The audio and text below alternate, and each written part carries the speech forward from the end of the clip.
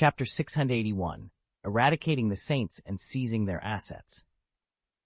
With the situation at Gringotts resolved, John turned his attention to dealing with the Saints.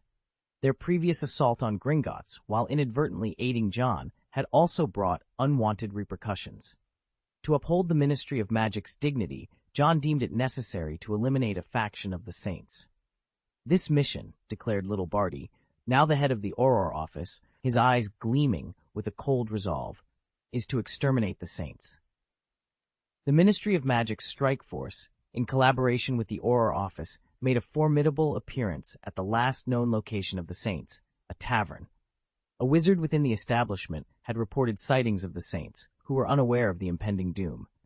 In an instant, the tavern's door was blown off its hinges, and a barrage of spells struck the Saints, killing them instantly.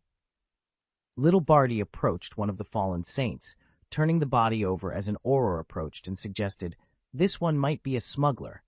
Locate the nearest portkey holder and apprehend them," Barty commanded, waving his wand to levitate the corpse.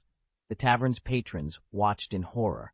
Pausing, Barty Jr. addressed the onlookers. "Any wizard found harboring treasures or aiding a saint will be charged with the same crime.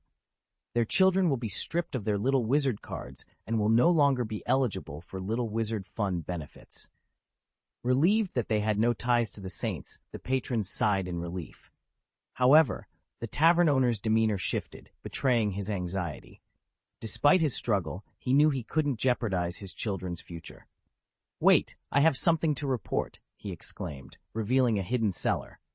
"I suspect there are Saints hiding here." "Doubt?" Barty Jr.'s piercing gaze unsettled the owner. Nevertheless, Barty Jr. led his team into the cellar, emerging later with another body. Passing the owner, Barty Jr. inquired, "Any more leads?" "It's all clear now," the owner replied with a forced smile. Barty Jr. nodded, signaling his team to move out. This operation was not isolated. Similar actions were taking place globally. The International Federation of Wizards had authorized a special team, led by Barty Jr., with jurisdiction to operate across borders. This team, known for its ruthless efficiency, was the only one permitted to use unforgivable curses.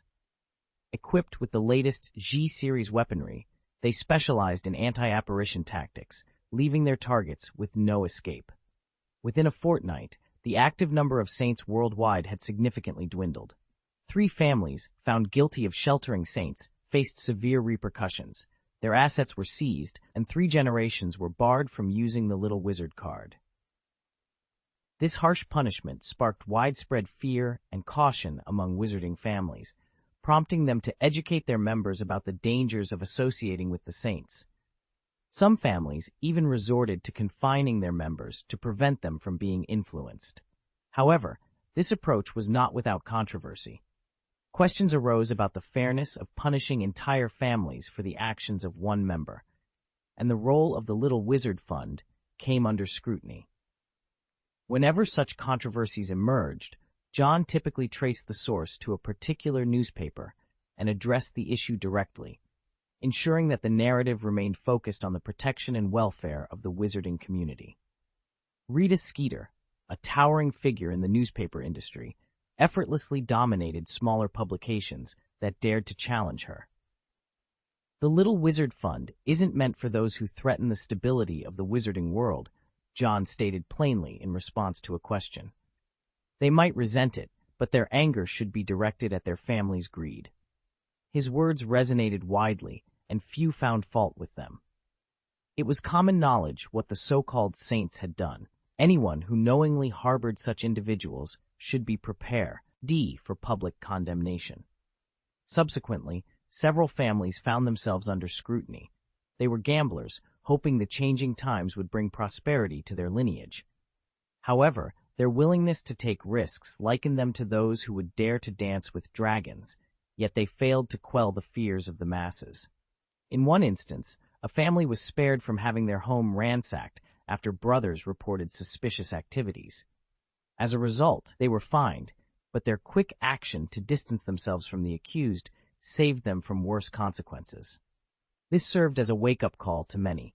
It was better to cut ties with the so-called Saints to preserve the family's future. As a result, those deemed Saints were ostracized, and occasionally bodies were discovered in remote areas, likely those too fearful of exposure. The European Ministry of Magic found itself overwhelmed with cases. "Is this the information you've gathered?"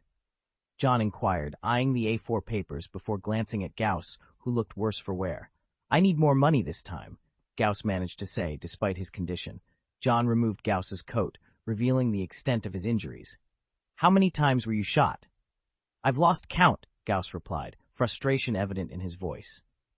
"For each bullet wound, you'll receive 100 galleons. "Do you think I care about a mere 500 galleons? I'm desperate, boss." Miraculously, Gauss had survived being shot 5 times, a feat he wouldn't have achieved without his resilience. John examined the shattered remains of amulets Gauss had been carrying, all of which were destroyed. "And this," Gauss said, producing a folder from behind a protective barrier. John's interest peaked as he read the title, A Survey of Polish Mysterious Lands and Buildings. He quickly perused the document, his expression growing serious. "Muggles have started paying attention to wizards," he observed, concerned about the implications of such a confidential document falling into Gauss's hands. "It seems they're taking more interest in our world." "How were you discovered?" John asked, puzzled by the sudden exposure. "I thought I covered my tracks well, but they found me out of nowhere," Gauss lamented, narrowly avoiding capture. John reassured him, "You've done well. Here's the payment we agreed upon." He placed a card on the table, which Gauss examined with confusion. "Boss, I've been out of the loop. Are you expecting me to beg for food with this?" John explained with a hint of exasperation. "It's a magical card. The galleons are stored within it. Do you think carrying around 1,000 galleons in your pocket is practical?" "Ah, I see. It's actually 15,000. John corrected himself as he demonstrated the card's function. The tree pattern on the card projected as he transferred galleons, showing the updated balance. Gauss, still trying to grasp the concept, asked, "Why can't I do that?" "You'll be able to once you've saved enough galleons," John assured him, swiping another 100 galleons onto the card, which now displayed a balance of 1,016. Gauss was left pondering the importance of wealth and the harsh realities faced by those navigating both the wizarding and Muggle worlds. Gauss, it seems, has a unique talent for self-deprecation. Being shot 5 times would typically land an ordinary person in the emergency room, clinging to life. However, for a wizard endowed with robust healing capabilities, such injuries merely warrant a visit to Silver Cross Hospital for treatment. As one of John's hired enforcers, Gauss was fortunate enough to be covered by Medicare, a fact that only seemed to encourage his already lackadaisical attitude towards personal safety. After Gauss's departure, Tang Mi approached to inform John about the Quidditch Committee's arrival. John, in the midst of preparing to leave, paused thoughtfully. "Call Lucius for me," he instructed, a hint of intrigue in his voice. "Just tell him that his opportunity has arrived." "Okay, my lord," Tang Mi responded, though confusion laced her words. She wondered what opportunity John could be referring to.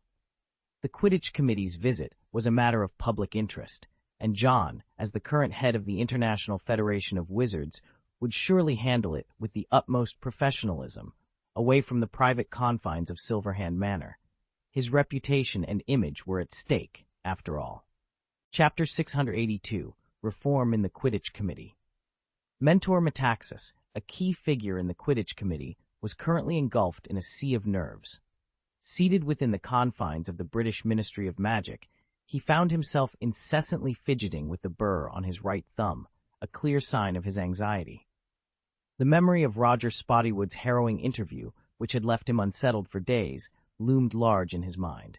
As a representative of one of the International Federation of Wizards' most significant organizations, the weight of responsibility bore heavily on him. The Second King aims to consolidate control over the International Federation of Wizards. "What should I do?" he pondered in distress. Although the Quidditch Committee's purview might not rival the importance of the Department of Education, it nonetheless held a special place in the hearts of Quidditch enthusiasts worldwide. The knowledge that John was seeking him out had sent waves of panic through him, prompting a frantic review of his tenure. Aside from a few mishaps during the last Quidditch World Cup, His record appeared relatively unblemished. Could the current session's postponement be the issue? He couldn't help but feel unjustly blamed, considering the circumstances were beyond his control. Lost in his tumultuous thoughts, Mentor was jolted back to reality as the black door swung open. Instinctively, he rose to his feet, only to be met with a calm directive to sit. He complied immediately, his gaze fixed anxiously on John, who sat across from him. "Your Excellency Wick, I assure you, I have no ties to that individual, nor am I aligned with their faction," he blurted out, eager to affirm his loyalty. His connections to Dumbledore were virtually non-existent, their paths rarely crossing due to their differing alma maters and eras. John's smile and reassuring gesture did little to alleviate Mentor's fears. "Don't worry, I'm not here to cause you trouble," John clarified, much to Mentor's relief. A passionate Quidditch aficionado and former player himself, Mentor's love for the sport was undeniable. "What are your thoughts on the current state of Quidditch?" John inquired, shifting the conversation's focus. "Are you referring to the World Cup's postponement due to the Saints?" Mentor asked, seeking clarification. "No, the World Cup will proceed as planned," John asserted firmly. "In times like these, it's crucial for the wizarding world to witness a semblance of peace. I'm more interested in your thoughts on the Quidditch format itself." With a snap of his fingers, John summoned a stack of parchment, which flew towards Mentor. "The existing competition system is overly simplistic. The singular focus on the World Cup has caused the sport to stagnate," John explained. Mentor, initially perplexed, found himself increasingly captivated as he perused the proposed new competition system outlined on the parchment. "This has already been implemented in the UK," John continued, noting the positive impact it had on numerous Quidditch clubs across the country. "Top Wizard competition, Senior Wizard competition, Junior Wizard competition, promotion and relegation?" Mentor's confusion gave way to excitement as he envisioned a bright future for Quidditch. Traditionally, the sport's accessibility was limited by the need for extensive space and team formation, relegating most post-graduation play to exclusive clubs with rigorous talent requirements. This left ordinary wizards with few opportunities to engage with the sport outside of spectating major competitions. However, John's reform promised to revolutionize Quidditch, making it more visible and accessible to the public through the introduction of multiple leagues, enhancing the competitive spirit and sense of urgency among clubs.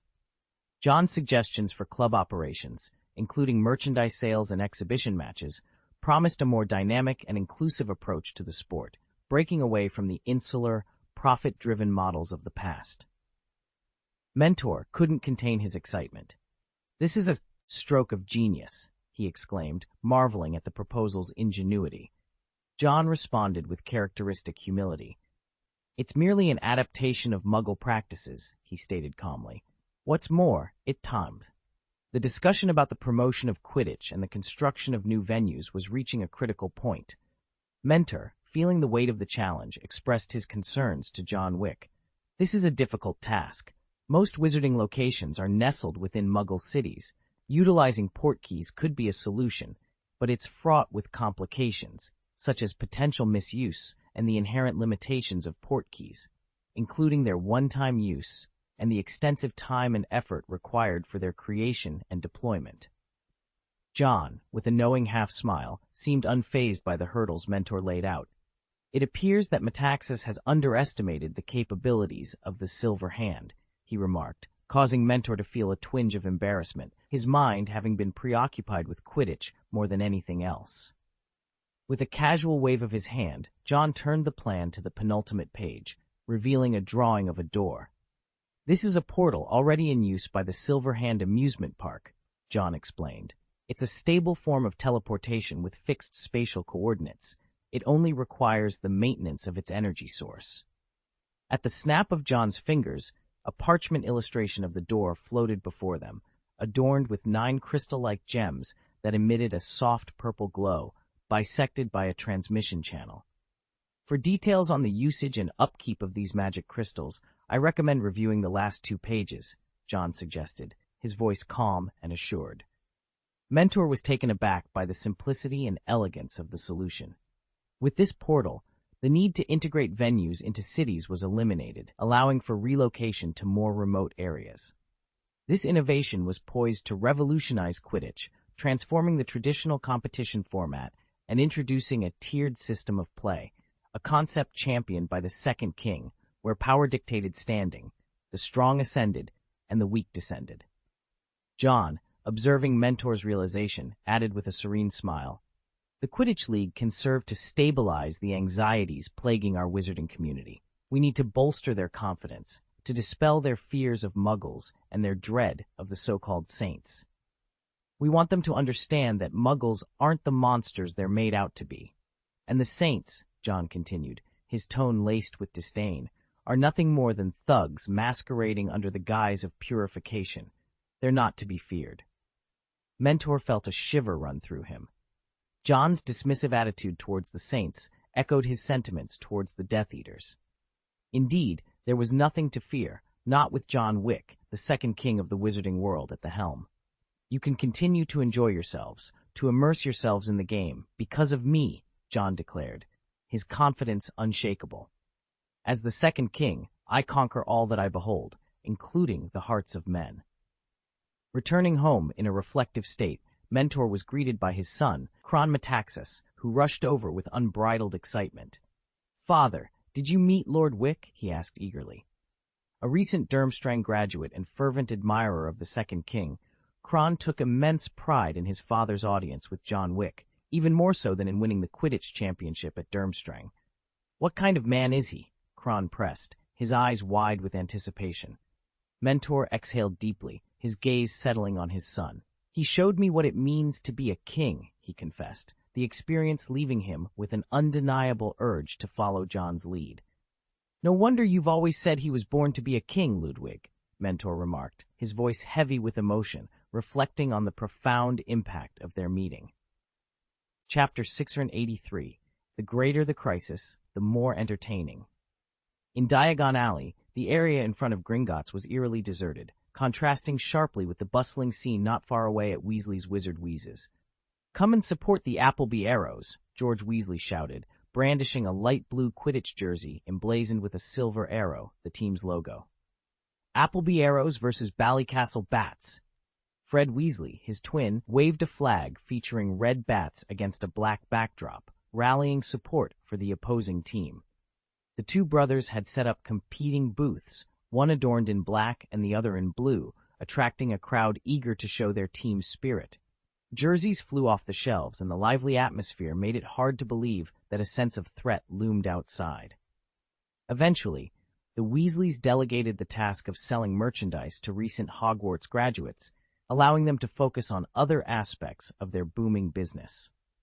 Seamus Finnegan, caught in the throng, felt like he was being compressed into a meatloaf after a robust shove sent him tumbling to the ground, narrowly avoiding being trampled. Amidst the chaos, George and Fred exchanged a knowing look as they processed payments, their machines adorned with purple crystals gleaming. "Do you know what this feels like?" Fred asked, feeding the machine magic cards one after another. "Of course," George replied, swiping another card. They shared a smile and said in unison, "A goose that lays golden eggs." The crowd showed no signs of thinning. At another window, Ron Weasley was overwhelmed, hurriedly dispensing tickets to eager wizards and witches. A magic card struck him in the face, but the shock of the numbers displayed on it quickly overshadowed his irritation. Through a magical portal, ticket holders entered the Silverhand amusement park, where a world-class Quidditch pitch awaited, already echoing with cheers. "Welcome to the top Wizarding League's match of the season. I'm your guest commentator for today, Ludo Bagman, head of the Department of Magical Games and Sports," announced Bagman, his voice booming through the stadium. "And I'm Ernie Macmillan," added his co-commentator, a former Hogwarts student turned Quidditch commentator. The commentary box, perched above the Quidditch pitch, offered a panoramic view of the action. Today's referee, Russell Dulu, a legendary seeker from the Falmouth Falcons, known for his hawk-like eyesight, entered the field. "You have no idea how sharp Russell's eyesight is. We used to call him Black Falcon because nothing could escape his gaze," Bagman boasted, earning a string of curses from Dulu, who was not amused by the compliment. As the teams made their entrance, the Appleby Arrows were the first to emerge, led by their star seeker, Rob Marshall, known for his aggressive seeker beheading tactic. Riding a firebolt, Marshall's appearance ignited a wave of cheers, with fans in the left stands spontaneously starting a Mexican wave in support. The Ballycastle Bats, led by their captain and high-scoring chaser, Joaquim Ranes, made a dramatic entrance, flying out in a wing formation that elicited an equally enthusiastic response from their supporters. With both teams on the field, Bagman resumed his commentary, setting the stage for what promised to be a thrilling match. The Appleby Arrows currently rank third in the league, with the Ballycastle Bats not far behind in fifth place. This match is crucial for both teams, he explained, highlighting the competitive nature of the game ahead. Ludo Bagman pondered for a moment before responding to Ernie's question about the likelihood of Rob Marshall catching the snitch. Considering the Appleby Arrows have secured their first 3 games with decapitation tactics, it's going to be a tough match for them to win, he said thoughtfully. If the Ballycastle Bats don't secure this victory, they'll miss out on the finals. His commentary sparked a frenzy among the Appleby Arrows fans, who celebrated his prediction. Conversely, the Ballycastle Bats supporters took his words as a slight against their team and voiced their displeasure loudly. Fortunately, Bagman was unfazed by the backlash, having grown accustomed to controversy, even to the extent of owing money to some rather unsavory characters. Mente Metaxas watched the scene unfold with wide eyes, taken aback by the fervor that rivaled that of a World Cup event, though on a smaller scale. To the magical community, which was relatively small, a gathering of nearly 500 people was impressive, especially for a match that wasn't even the final of the top Wizarding League. It was at this moment that he truly understood the impact of these leagues, including the UEFA Cup, which allowed for cross-level competition without restrictions. Holding a Ballycastle Bats jersey, Metaxas marveled at the financial potential of merchandise sales, which could easily rake in thousands of galleons from a single game. Considering the Minister of Magic's annual salary was in the same range, the revenue from selling merchandise and other items could be substantial. The thought of the increased number of games, along with the influence and sponsorship fees, left him astounded. Advertisements for various businesses flashed around the stadium, many of which were owned by the wealthiest individuals in the wizarding world. Metaxas's son, Kerong, was among the fans, dressed in an Appleby Arrows Seeker jersey and cheering for his team. When a vendor approached Metaxas offering butterbeer, he was impressed by the convenience and the quality of the drink. The atmosphere was so enjoyable that he joked about staying there all day, despite nearly getting into an argument with his son over their differing team loyalties. In the end, the Appleby Arrows clinched the game with a narrow 10-point lead, their decapitation tactic proving successful once again. After the match, Metaxas couldn't wait to share his experience with John at the Ministry of Magic. Upon arriving, he found John waiting with 2 cups of coffee. Assuming one was for him, Metaxas took a sip, only to learn it had been left by Minister Roland. The realization made him pause, but he quickly shifted the conversation to his thoughts on the game and the potential for the wizarding world to embrace such thrilling sports events. The cup was refilled, and I drank it all in one go. As soon as the topic was mentioned, Mente's excitement was palpable. "Is it really possible, for the entire world?" he asked, his voice tinged with disbelief and excitement. "Of course," John replied with a chuckle, the corners of his mouth lifting in amusement. "You should have seen the portal." "Yes, I saw it. It felt surreal, like a dream," Mente admitted, his heart racing with the thrill of the conversation. John wasn't surprised by Mente's reaction. After all, this was a reform that could change the magical world forever. "The greater the crisis, the more entertainment it brings," John mused, taking a leisurely sip of his coffee. "Did you notice the fear on their faces?" Mente took a moment to recall the event and realized that, contrary to what John suggested, none of those people seemed afraid of the Saints at all. In fact, he had been so engrossed in the moment that he had momentarily forgotten himself. This is the magic of sports. In times of need, it can boost morale, ensuring that people do not succumb to despair, he reflected. John shrugged nonchalantly. There's a top wizarding league happening in a few days. Maybe you should attend and see for yourself. No, I've already made up my mind, Mente declared firmly. I support your approach, Your Excellency Wick. It was clear he was thoroughly convinced.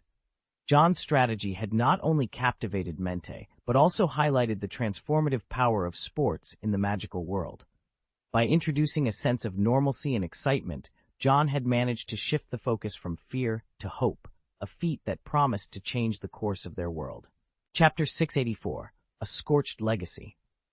In stark contrast to the jubilant celebrations in Britain, certain parts of the world had been reduced to desolate wastelands. Death loomed over an estate, its flames illuminating the 300-year-old residence.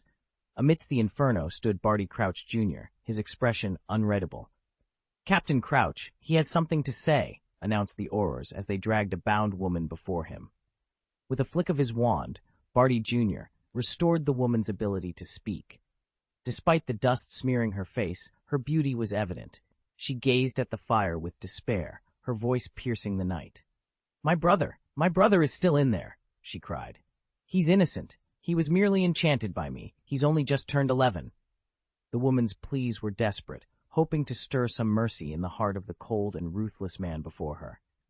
So, are you willing to die for him?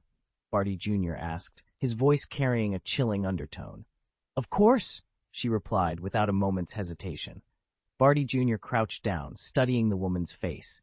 He brushed her long hair aside, his voice hoarse. Then why did you make him a saint? The woman's voice faltered, caught in her throat as she met his merciless gaze. You killed him, Barty Jr. declared, his tone demonic. You made him the most cursed being in the world. Any sympathy I might have had for him died with your actions. It was you. You killed him, your dear brother. He suffered in the flames, his skin burning away. Perhaps his body lies curled in a corner or under a bed, he continued, his words cruel and unyielding. The woman screamed in denial. No, you can't do this. He's still a child. He ceased to be a child the moment you turned him into a cursed creature. Barty Jr. retorted, grabbing her by the hair and dragging her closer to the flame-engulfed house. He forced her to witness her family's agony in the fire. You acted without regard for the consequences, and now your family pays the price, he said, his voice cold and unforgiving.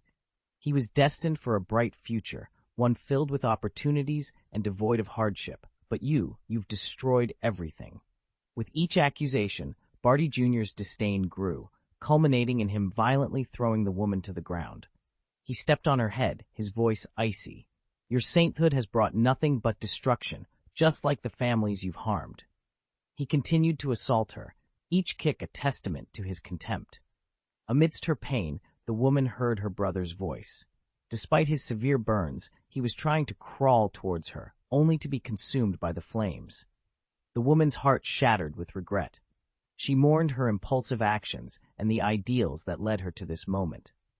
Her once perfect family, her loving parents, and her annoying yet cherished younger brother, all were lost to the flames and her misguided pursuit of sainthood.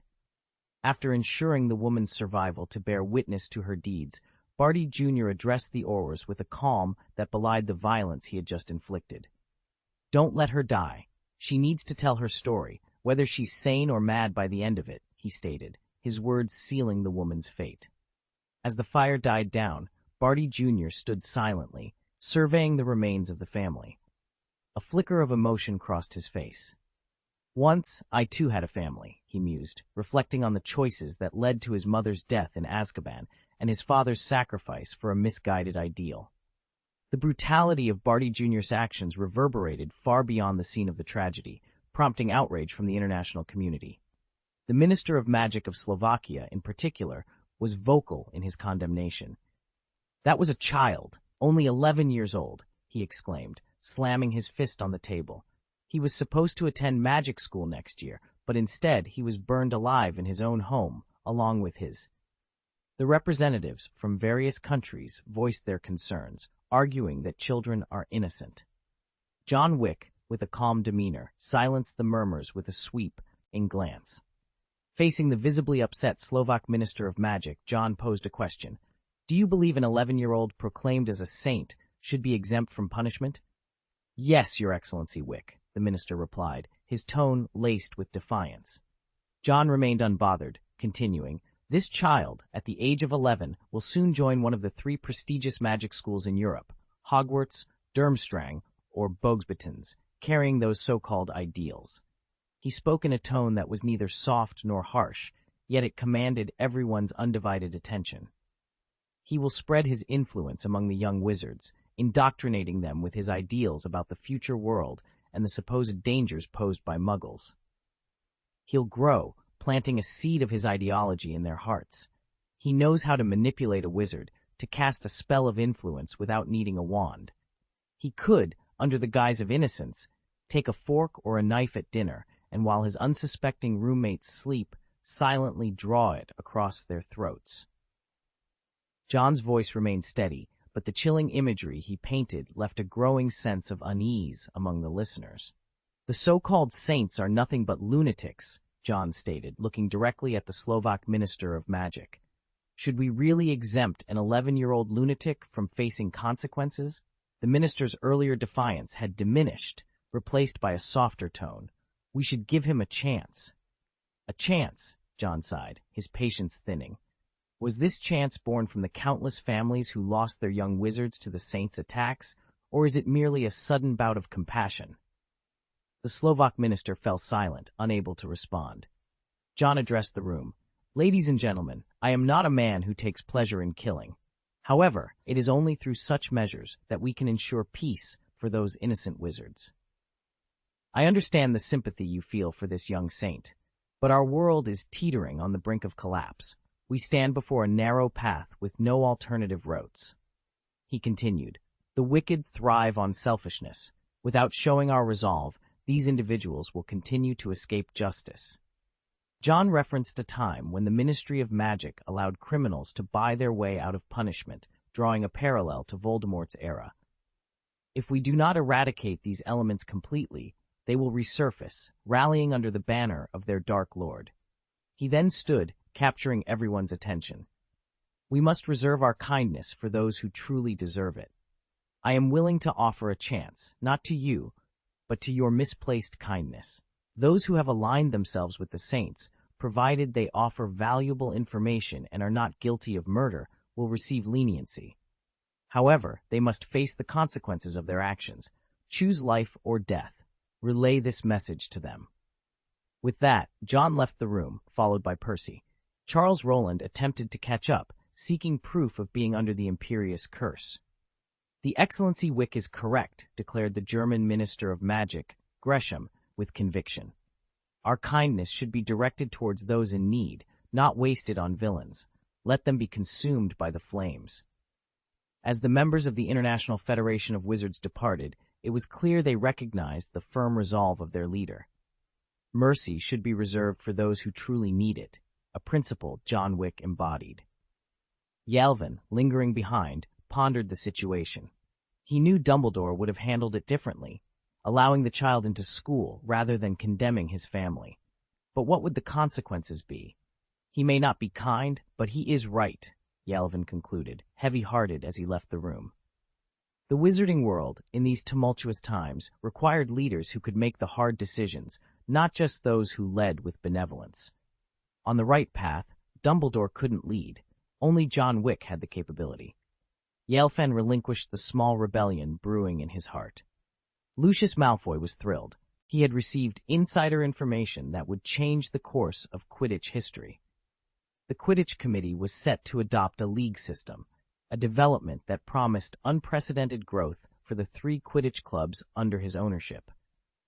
Moreover, John had shared another piece of news that piqued Lucius's interest. The British Wizarding League was on the verge of electing a powerful figure to oversee its operations, and Lucius himself would have a significant say in the nomination. If he could effectively manage the Department of Magical Sports and Games, the League Club, and the Quidditch Committee, the leadership position would be his for the taking. This assurance was as good as a direct confirmation of his impending authority. Lucius knew well that Ludo Bagman, in his desire to maintain his own reputation, would inevitably defer to him.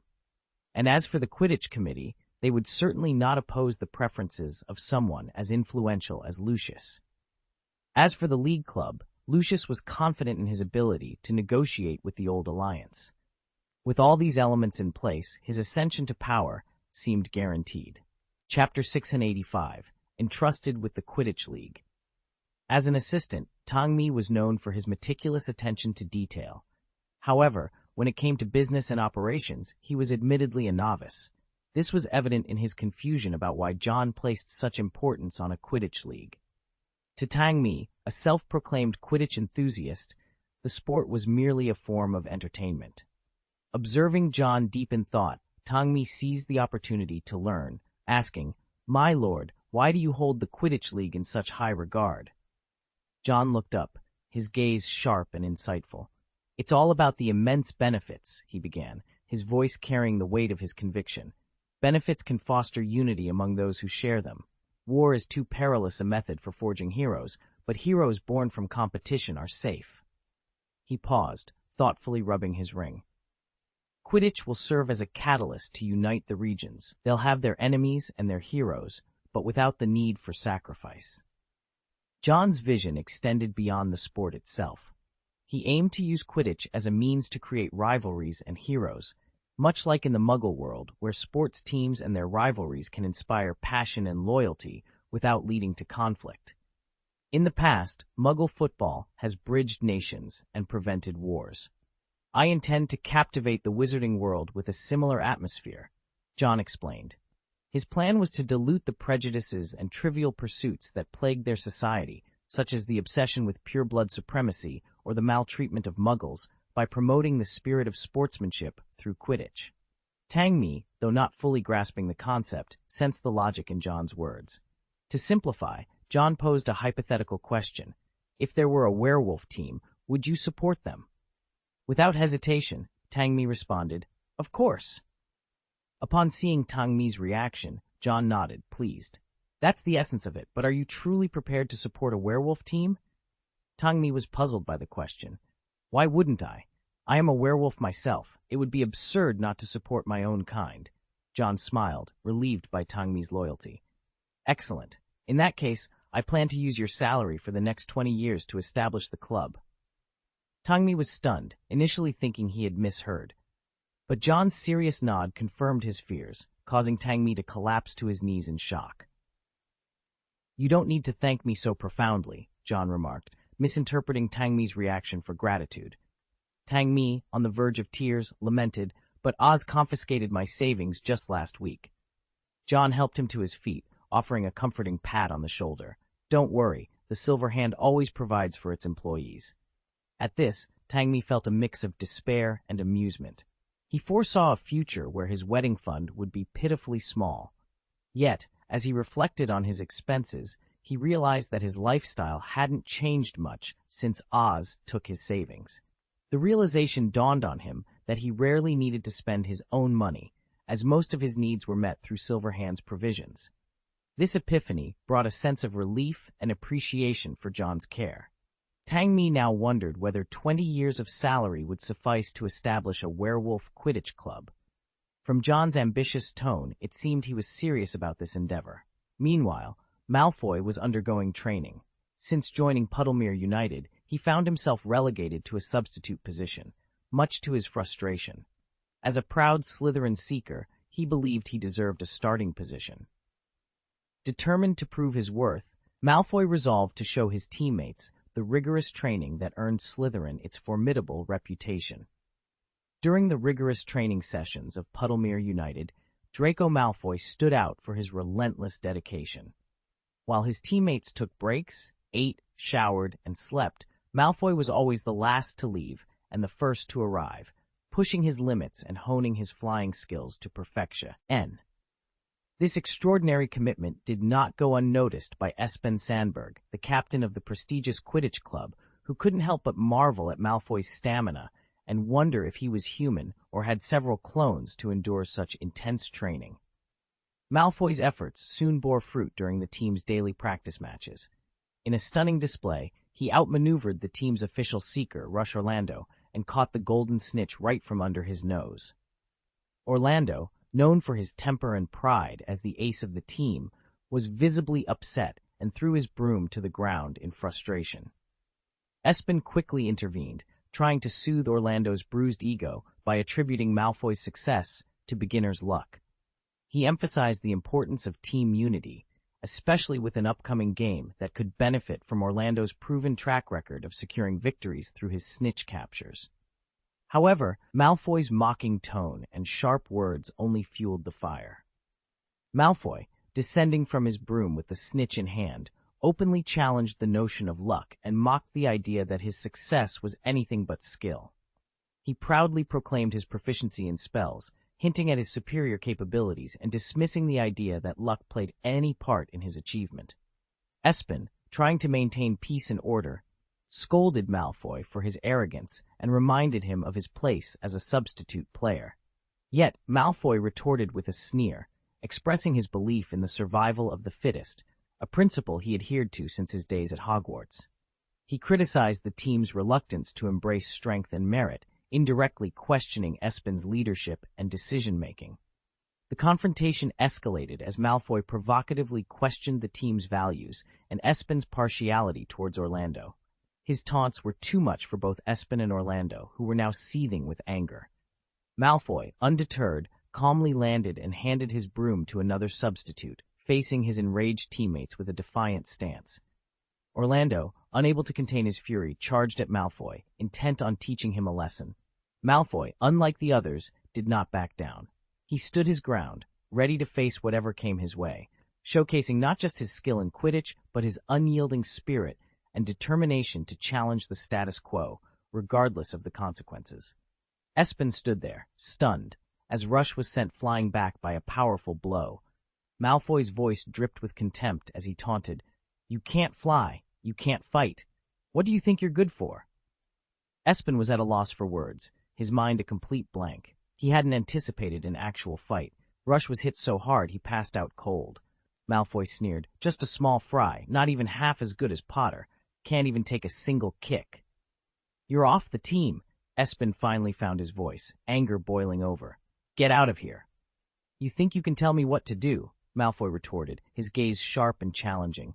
"Think again." "Yes, I'm telling you, leave." Espen couldn't fathom why the team had ever recruited someone like Malfoy. Without another word, Malfoy turned on his heel and left, his departure as swift as it was silent. Espen thought bitterly, there's no need for a father figure here, especially not one like him. Chapter 686. Malfoy, the God of War with a crooked mouth, hosts a manor reception. Expelled? John's eyebrows rose in surprise as he watched Malfoy grumble about the badge. A look of disbelief painted his face.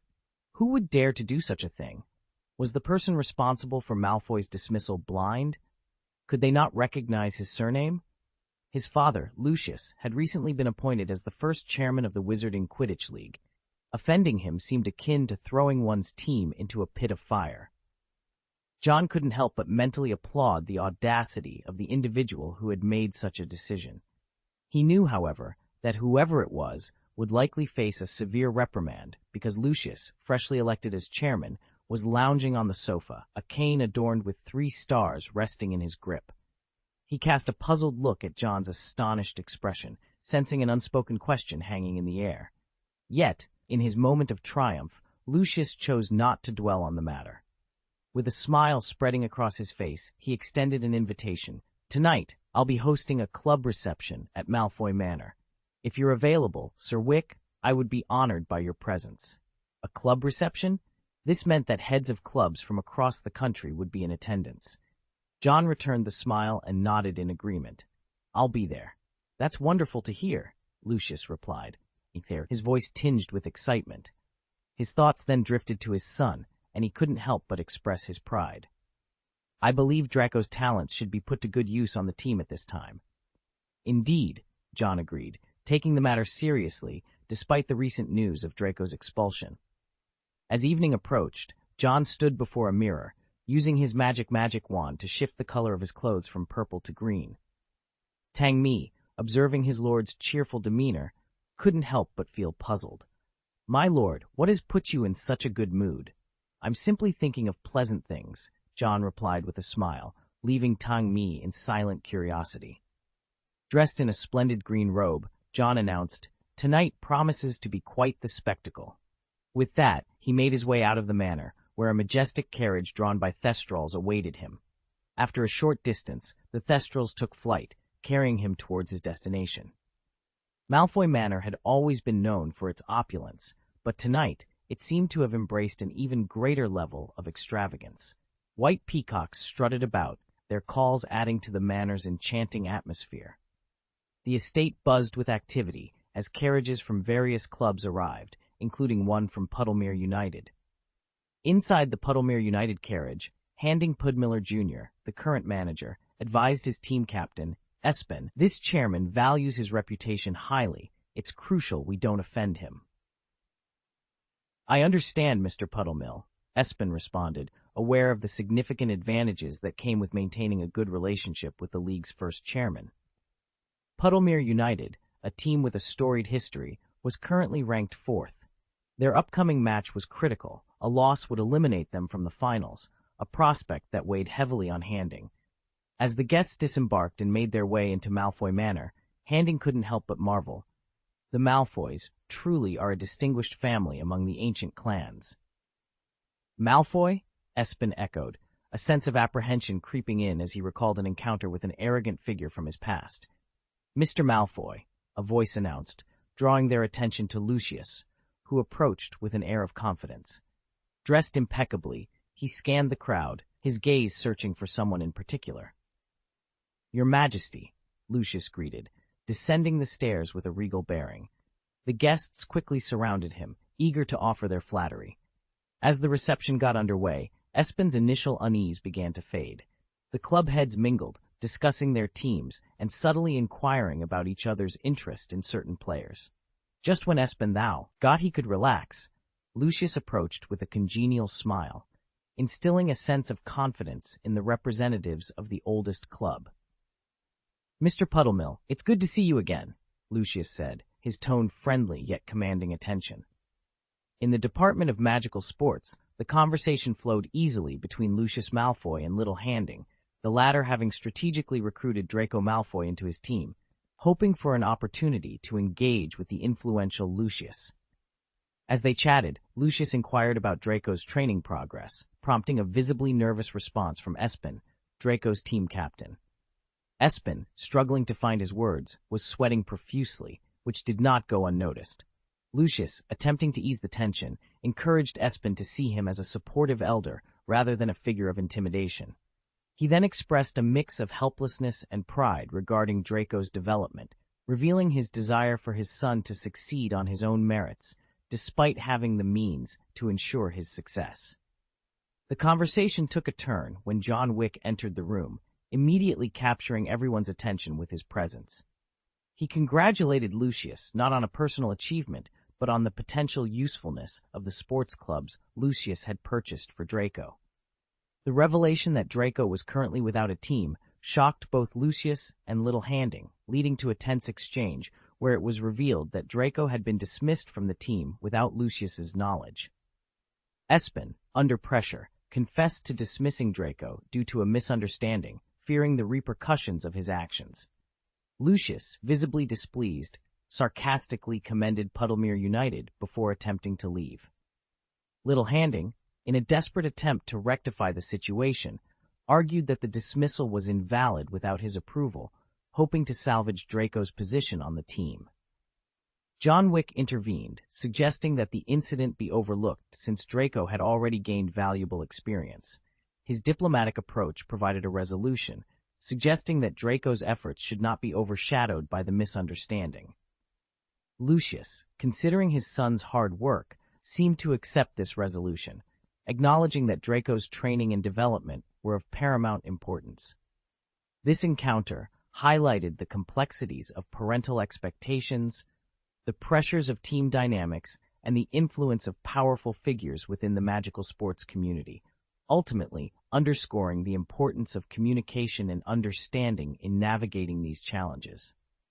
Understanding the gravity of the situation, Little Handing turned to Espen without a moment's hesitation and declared, "You're fired. From this moment forward, Draco Malfoy will be the official seeker." His smile was tinged with bitterness as he added, I truly was unaware of the connections between Mr. Wick and Mr. Malfoy. Lucius Malfoy observed him for a brief moment before turning his attention to John Wick. "Might I extend an invitation for a drink, Sir Wick?" he inquired. "Of course," John replied with a smile. As the two departed, no one spared a second glance at little Handing, who was left to murmur to himself, "All my efforts have been in vain." The frustration was palpable in his voice. He harbored a deep desire to retaliate against Rush and Espen for their betrayal. The alliances he had painstakingly forged were now in shambles. And as for Draco Malfoy, his involvement added another layer of complexity to the unfolding drama. Chapter 687, Malfoy's Debut. 2 days later, John found himself in front of a diverse array of more than 20 hats. His gaze lingered on a hat that bore a striking resemblance to a leprechaun.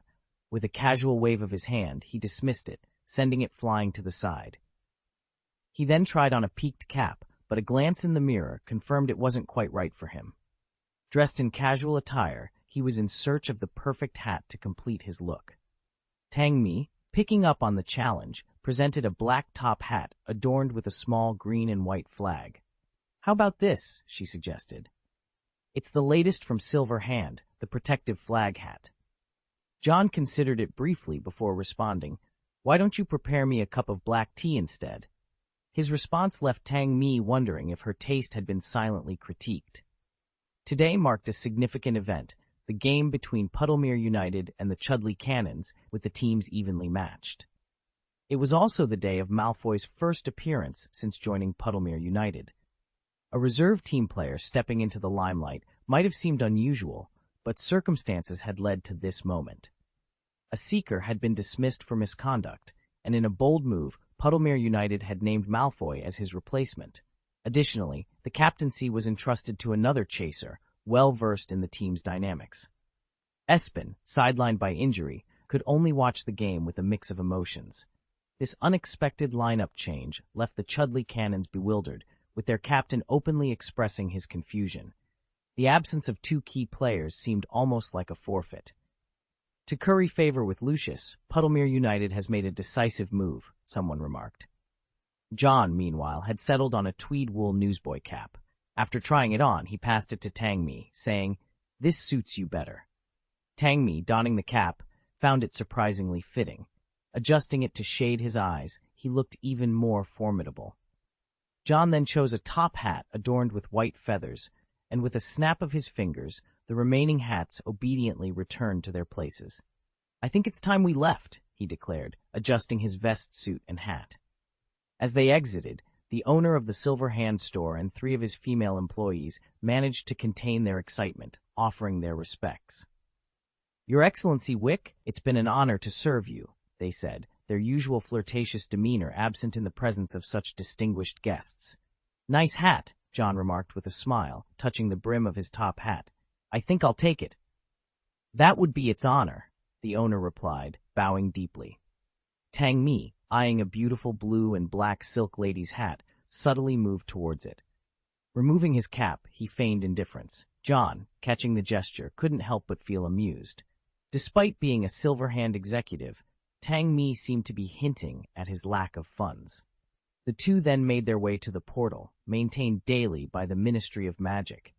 John mused on the stagnation of the wizarding world's technology. With Muggle technology proving incompatible, he saw the development of magic technology as a viable path forward. The Hogwarts Express and Enchanted Cars were prime examples of magic-enhanced technology, recognized and functional within the magical community. John was already working on innovations, including a storage device that would accompany the new wizard card game. As they approached the stadium, they noticed the long queue, with Ron, now dressed in vibrant orange, serving as the conductor. Ron, clad in the vibrant orange goalkeeper jersey of the Chudley Cannons, was a bundle of nerves. As a die-hard fan, the thought of missing a game was unbearable. Unfortunately, the entrepreneurial Weasley twins had roped his brother into their schemes, exploiting his freedom for their gain. Initially, Mrs. Weasley had objections, but Fred's argument that this arrangement might distract Ron from his pining for Hermione swayed her. According to Fred, it would prevent Ron from raiding accidental encounters at the Ministry of Magic. Convinced, Mrs. Weasley relented, leaving Ron with no say in the matter. John stepped through the portal, his eyes immediately drawn to the expansive stadium that lay before him. Ernie, ever the dedicated commentator, was in the booth, joined by a new partner, the retired Quidditch star, Miss Katrina McMaw of the Portree Madmen. As a former captain and chaser, she had led her team to victory in the UEFA Cup during the 60s. "Welcome, Miss McMaw," Ernie began, adopting the role of interviewer. "You've previously expressed eagerness for this match in the newspapers. Are you still looking forward to it?" Ms. McMaw responded with a sneer. "To be honest, I regret my decision to come. This match is shaping up to be a disappointment." The Chudley Cannons, currently 9th in the league, have seen some impressive performances from their seeker, Gavin Jen, especially when paired with chaser Javier Bardem. "Despite their low ranking, they've shown promise," she continued, her tone betraying her skepticism.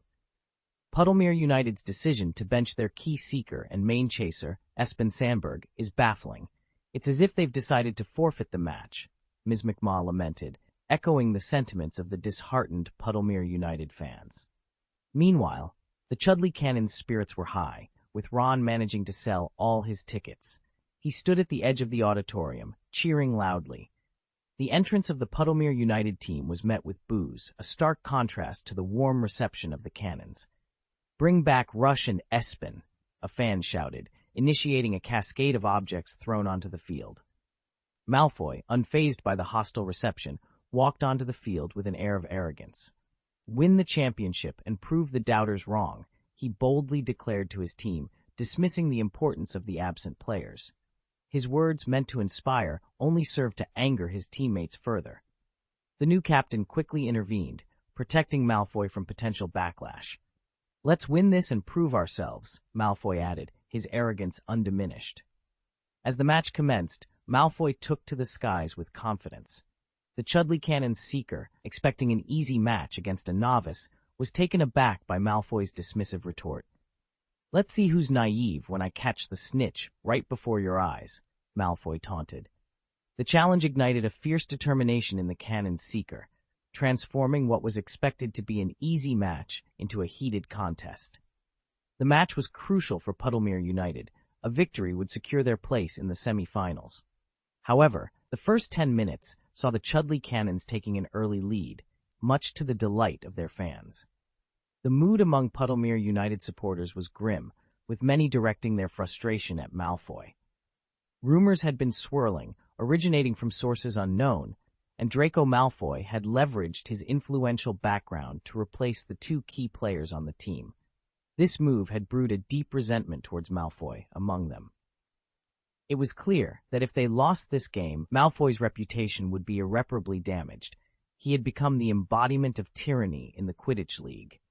However, the tide of opinion could turn if they won. Observing the match below, John couldn't help but remark with a hint of amusement, "Draco has truly come into his own." Puddlemere United, a team that had been struggling, managed to score a goal despite initially trailing by a significant margin. That goal seemed to act as a catalyst, sparking a remarkable transformation in the team's dynamics. Suddenly, the players found their coordination and synergy reaching new heights. The spotlight fell on a new chaser, a player who had spent years warming the bench. His intimate knowledge of his teammates' playstyles allowed him to become the linchpin of the chasers, distributing the ball with unparalleled precision. This strategic shift brought about a profound change in the team's overall performance. Malfoy was far from being the impulsive figure many had pegged him to be. He recognized that the team's previous strategy, which overly relied on the talents of Espen and Rush, had stifled the potential contributions of other players. His decision to promote this previously overlooked substitute was a masterstroke, altering the team's dynamic for the better. Slytherins are known for their ambition and cunning, and as the gap in the score narrowed, the opposing team began to falter. Panic set in, leading to mistakes. With a smug lift of his eyebrows, Malfoy remarked, "It seems it's your turn to weep." The Chudley Cannon's seeker's face darkened with frustration. Just then, the golden snitch made its appearance. This strategic play by Malfoy not only showcased his growth as a leader, but also underscored the importance of understanding and utilizing the strengths of every team member. His ability to adapt and innovate under pressure was a testament to his Slytherin heritage, proving that intelligence and ambition could indeed lead to success on the Quidditch field. Chapter 688, The Wick Arc, Snow 1998. In the professional league, firebolts are the standard. This starkly highlights the gap between professional and amateur players. Controlling the speed of a firebolt is a challenge for most, with the notable exception of the prodigious Harry Potter. For the average wizard, mastering the firebolt requires extensive training, yet in the professional realm, it's merely a foundational skill. As the golden snitch made its appearance, Draco Malfoy was the first to spot it, his eyes sharp and focused. He surged forward, his determination clear. The Chudley Cannon's Seeker, though initially a step behind, leveraged his superior control to close the gap. The air became a battleground of skill and will as they pursued the elusive snitch, their brooms darting and weaving in a high-speed chase. "I'll show you what it means to be a professional," the Chudley Cannon's masked Seeker declared, his tone grim. Malfoy, undeterred by the challenge, pressed on, his eyes locked on the prize. The snitch darted and danced, leading them on a frenetic chase, their brooms nearly colliding in their fierce competition. "The golden snitch has been spotted," exclaimed the commentator, Ernie, his excitement palpable. "It's Draco Malfoy who's taken the lead." It's a sight to behold, the former Slytherin captain, known for maintaining Slytherin's impressive winning streak at Hogwarts. Despite his complex past, his passion for Quidditch is undeniable. "Who has the edge?" asked Ms. McMaw, her analytical gaze assessing the scene. "Their flying skills are closely matched. It's remarkable for a newcomer to perform at this level, but Malfoy has the advantage of proximity." Suddenly, the snitch veered towards the stands, with Malfoy in hot pursuit. His focus was unbreakable, his form perfect as he navigated through the sea of Chudley Cannon's fans. Below, Ron watched, impressed by Malfoy's serious demeanor. The chase continued, both seekers wary of each other's tactics. The snitch, playful as ever, darted towards a Chudley Cannon's chaser, causing a momentary obstacle. "Get out of the way!" the chaser yelled, dodging just in time. As the snitch ascended sharply, a collision with the stands seemed imminent. The Chudley Cannon's Seeker, catching a glimpse of Malfoy's unyielding acceleration, shouted in alarm, "Are you insane? You'll crash!" But Malfoy, inspired by a legendary move, ignored the warning. "I learned this from John," he exclaimed, executing a breathtaking maneuver. With a sharp turn, he performed the Wick Arc, a move made famous by the legendary John Wick on the Quidditch pitch. The crowd gasped as Malfoy's broom swept dangerously close, then soared upwards, his speed unrelenting. "Wick's Arc! He's done it, just like John Wick!" Ernie shouted, his voice filled with awe. The maneuver was audacious, the kind of daring feat that had become the stuff of legend. With the Chudley Cannon's Seeker left behind, Malfoy reached out and snatched the golden snitch from the air, his victory undeniable. Hovering triumphantly at the edge of the pitch, he held the snitch high, its gleam as bright as his triumphant smirk. "Who's the weak one now?" he shouted, his voice a mix of defiance and pride. On that day, Draco Malfoy proved himself a titan of the Quidditch pitch, his skill and audacity earning him the admiration of fans and foes alike. The Puddlemere United supporters were left in disbelief, witnessing a moment that would be etched in Quidditch history forever. The crowd erupted in cheers, their excitement shaking the very ground beneath them. Malfoy, caught up in the moment, didn't just land. He soared into the center of the field, standing tall on his broomstick. With arms wide open and eyes closed, he absorbed the adulation, letting each cheer fill his ears. John, witnessing this spectacle, couldn't help but shake his head, though he couldn't resist capturing the moment. Raising his camera, he snapped a photo of Malfoy, triumphant and praised, a moment that would later be recognized as one of the year's most iconic images. "It turns out they've become so dazzling," Ron murmured, his gaze fixed on Malfoy, who seemed to embody the aspirations of many.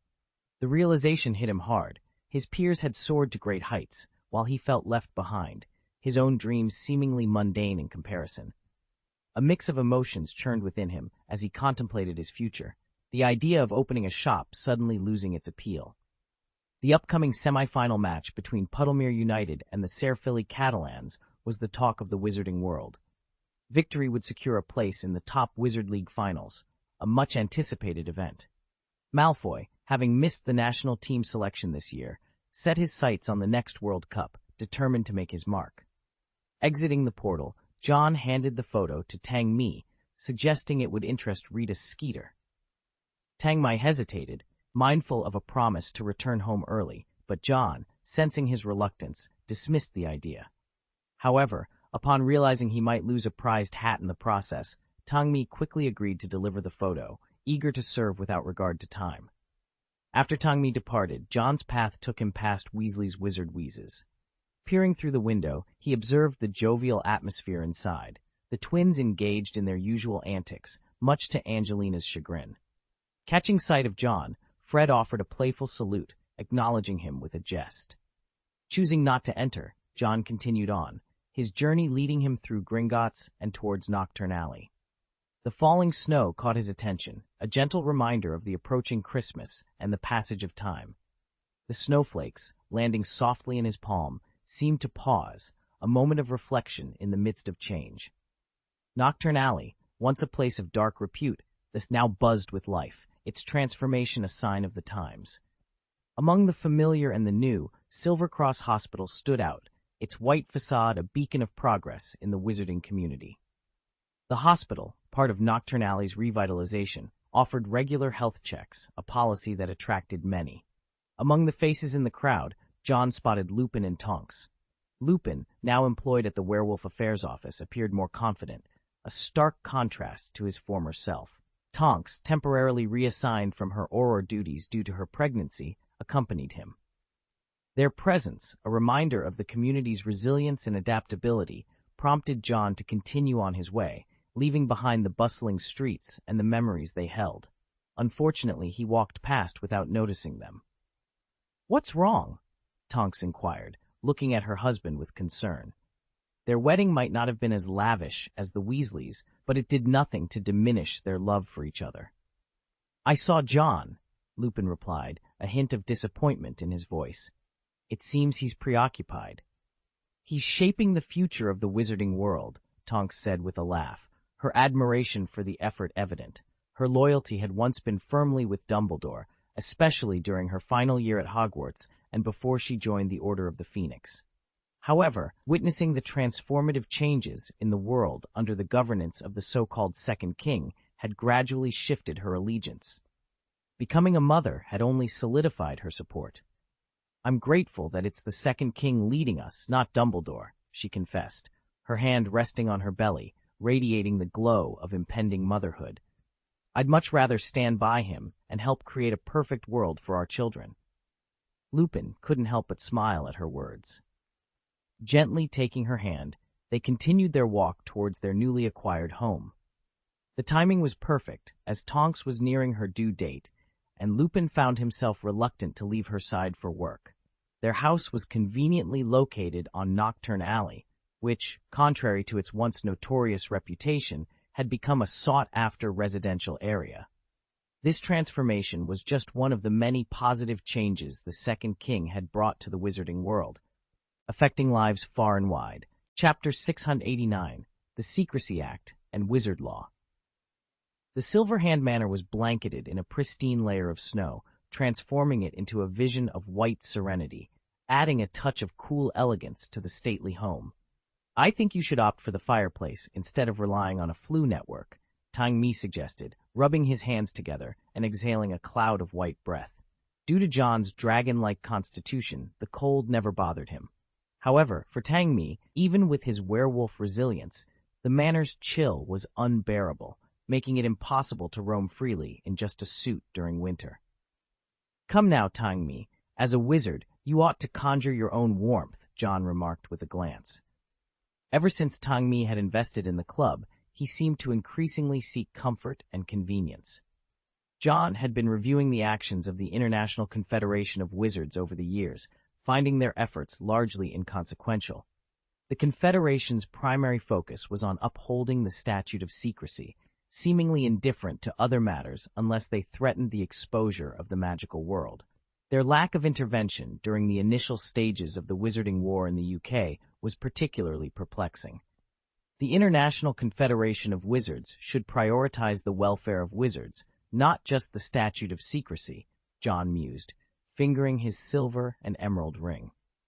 With a gesture, the ring expanded into a gauntlet covering his arm, revealing 5 super magic crystals and the Philosopher's Stone. It's time for the Confederation to evolve. As the silver retracted back into the ring form, John noticed Tangmi shivering, hands tucked under his armpits for warmth. Send a message to the Ministry of Magic. We need to convene a meeting with the International Confederation of Wizards, John instructed. Right away, my lord, Tangmi replied, eager to step outside where it felt warmer than inside the icy manor. Shaking his head at Tangmi's discomfort, John pressed his hands against the table, feeling the biting cold seep into his palms. Moments later, he absorbed the chill, and the snow blanketing the Silver Hand Manor began to melt away. A white mist escaped his lips as he drew in all the cold air, and intricate patterns briefly appeared on his chest before vanishing.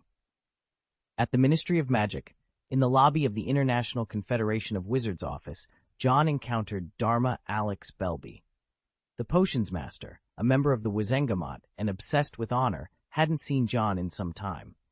It's been too long, John, Dharma Alex greeted, his tone laced with a hint of bitterness.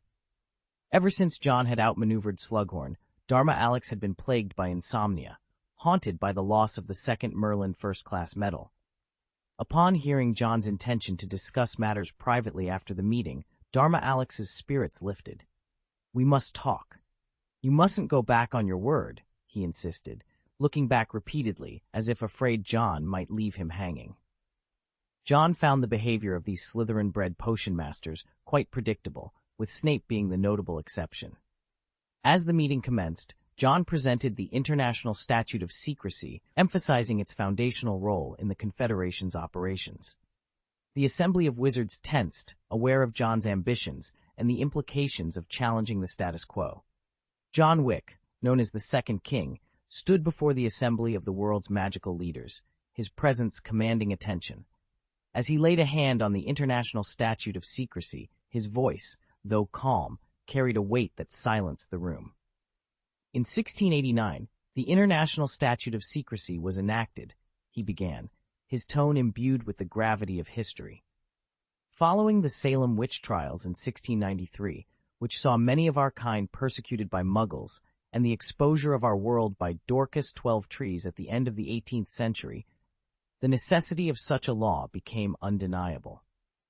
The 19th century brought the Bigfoot incident, further threatening our exposure. The room remained silent, every person hanging on John's every word as he recounted the pivotal moments that had shaped their hidden world. The Statute of Secrecy was a shield that protected us, he continued, his gaze sweeping across the faces of his audience. It led to the formation of the International Confederation of Wizards. Yet, it seems that in our adherence to this law, we've lost sight of its true purpose. True purpose? Echoed Gresham, the German Minister of Magic, his brow furrowed in thought. Yes, its true purpose, John affirmed, pushing the document to the center of the table. We've forgotten that the Statute of Secrecy was meant to safeguard the wizarding community, not to bind it in servitude. A murmur of confusion spread among the representatives, prompting an African delegate to voice his uncertainty. I'm sorry, Sir Wick, but isn't that a distinction without a difference? On the contrary, John replied, his eyes locking with those of the delegate. The difference lies in the fact that the law should not exist at the expense of the wizarding community's well-being. This statement sent ripples of shock through the room. The notion of challenging the Statute of Secrecy was unthinkable to many. The chairman of the Magical Congress of America was the first to stand in opposition. The Statute of Secrecy cannot be abolished, he declared, a sentiment echoed by others. Yet not all were quick to dismiss John's words. Gresham, Roland from France, Percy from England, and representatives from Eastern Asia remained contemplative, recognizing the complexity of the issue. I am not advocating for the abolition of the Statute of Secrecy, John clarified, his demeanor unflustered by the uproar. Rather, I am suggesting that it no longer suits our current reality. Is the wizarding world truly hidden from muggles today? His question gave pause to the assembly, prompting them to reconsider their stance. John then conjured a yellow rubber duck, holding it aloft. "Does anyone recognize this?" he asked, knowing that Arthur Weasley, had he been present, would have eagerly responded. Met with bewildered stares, John explained, "This is a rubber duck, an object of no consequence to us, yet it symbolizes our ignorance of the Muggle world. The statute of secrecy may protect us, but it also isolates us, fostering an arrogance that blinds us to the reality that we are not superior to Muggles." John's words struck a chord, challenging long-held beliefs and prompting a re-evaluation of the statute of secrecy. His call to remember the original intention of the law, to protect, not to isolate, opened a new dialogue among the world's magical leaders, one that would shape the future of their coexistence with the Muggle world. John's words resonated through the hall, capturing the undivided attention of every wizard present. Muggles possess the capability to obliterate any part of the world with a mere command, a single button, he stated, his voice steady and commanding. This stark reality forced the wizards to lower their heads in acknowledgement. Gone were the days of denial and refutation. The truth was undeniable and stark. "We are the International Federation of Wizards, and our duty is to serve the wizarding community, not to hide behind the secrecy laws," John proclaimed with conviction. "We are the stewards of magic, and our service is to our kind." His voice grew louder, filled with a passion that was contagious. "It's time for change, time to shed our arrogance," he continued, his gaze lifting towards the heavens as if drawing strength from the very sky. "Power should be our pursuit, our priority." John's critique was clear. We must recognize our shortcomings through the lens of the Muggle world and seek to learn from their advancements, rather than isolating ourselves in ignorance and pride. He paused, allowing his words to sink in. While it's true that our magic achieves what Muggle technology cannot, who's to say what the future holds? He gestured expansively, as if to encompass the whole world. The sky, once the exclusive domain of wizards, now shares its expanse with airplanes, and the depths of the ocean are traversed by submarines. These are signs that miracles are not confined to magic alone. The path of the weak leads to oblivion, and there is no dishonor in striving for strength, John asserted, his tone unwavering. He picked up a rubber duck, an object so mundane in the Muggle world, yet symbolic of the change he proposed. His focus on the duck was intense, as if it represented the bridge between two worlds. "Our transformation begins with embracing the Muggle approach to learning." Approaching Yale Fan, John placed the rubber duck before him as a tangible symbol of their new direction. "Their technology, their way of life, their armaments," he said, his voice deep with the weight of his conviction. "A new era of reform is upon us, and the great wheel of magic must roll forward." With a decisive motion, John slammed his palm against the parchment of the old Secrecy Act, the sound echoing like a gavel. "The new Wizarding Act Bill of 1998, he announced, his voice ringing with authority. "Let us cast our votes." Standing tall, John surveyed the room, his demeanor that of a leader who had just charted a new course for his people. After today, power would be redefined, concentrated in the hands of a visionary young man, poised to bridge the divide between the magical and the Muggle worlds. Chapter 690, Centralization and Control. In a moment that would be etched into the annals of magical history, the king stood before representatives from the global wizarding community and transformed the law of secrecy into the international wizarding law. This pivotal change marked a departure from the International Confederation of Wizards' previous allegiance to the law of secrecy, signifying a new era where they would serve the wizarding community directly, encouraging a shift away from isolation from Muggle society. For centuries, wizards had cultivated an aura of mystery, neglecting the importance of understanding and observing Muggles. The enactment of the International Wizarding Law, which absorbed the principles of the secrecy laws, was a step towards addressing this oversight. Furthermore, the International Confederation of Wizards announced the establishment of new institutions, expanding beyond the original Department of Education and the Quidditch Committee. The newly formed International Research Institute of Magic Technology aimed at advancing potion-making and alchemy, appointed John Wick as its head, with Dharma Alex Belby serving as the associate dean. Additionally, the establishment of the Supreme Court of Arbitration for Wizards, an unbiased entity responsible for adjudicating significant wizarding disputes, marked a significant advancement in the judicial system. This court, comprising a dean and 9 presiding arbitrators, was to be integrated with the Supreme Arbitration Court in the Kingdom of Bhutan and Wizard Circuit courts worldwide. This restructuring introduced a revolutionary approach to handling wizarding cases, with the Wizengamot forming circuit courts globally. The Werewolf Equality Bill's passage, supported by countries including the UK, France, and Germany, along with several Eastern nations, underscored the international community's commitment to justice and equality. The conversation between John and Dharma Alex Belby after the meeting highlighted the groundbreaking nature of their work. Dharma Alex, overwhelmed by his sudden appointment and the implications of their discussions, was particularly struck by the concept of a werewolf vaccine. This innovation promised to mitigate the werewolves' ability to infect wizards, addressing the primary threat posed by their transformation and the spread of their curse. Dharma Alex, envisioning the potential recognition for this achievement, was nearly overcome with emotion. John, observing his state, urged him to calm down and offered him a cup of coffee, which magically stirred itself. He emphasized that while the technology was still in its infancy, its development was crucial. John tasked Dharma Alex with a significant challenge: to attract potion masters and alchemists worldwide to join the International Institute of Magic Technology. This chapter in wizarding history was not just about the establishment of new laws and institutions, but about the vision of a king who sought to bring innovation and justice to the forefront of the wizarding world. His leadership promised a future where the wizarding community could thrive, free from the shadows of secrecy and isolation. The wizarding world holds certain advantages over the Muggle realm, particularly in one significant area: potions. The mastery of potion making is a domain where Muggles have yet to make any significant strides. For instance, wizards possess the remarkable ability to regenerate bones using Skelegro, a feat that Muggles can only dream of, resorting instead to mechanical means for repair. The International Academy of Magic Technology houses 2 pivotal departments: the Potions Department and the Alchemy Department.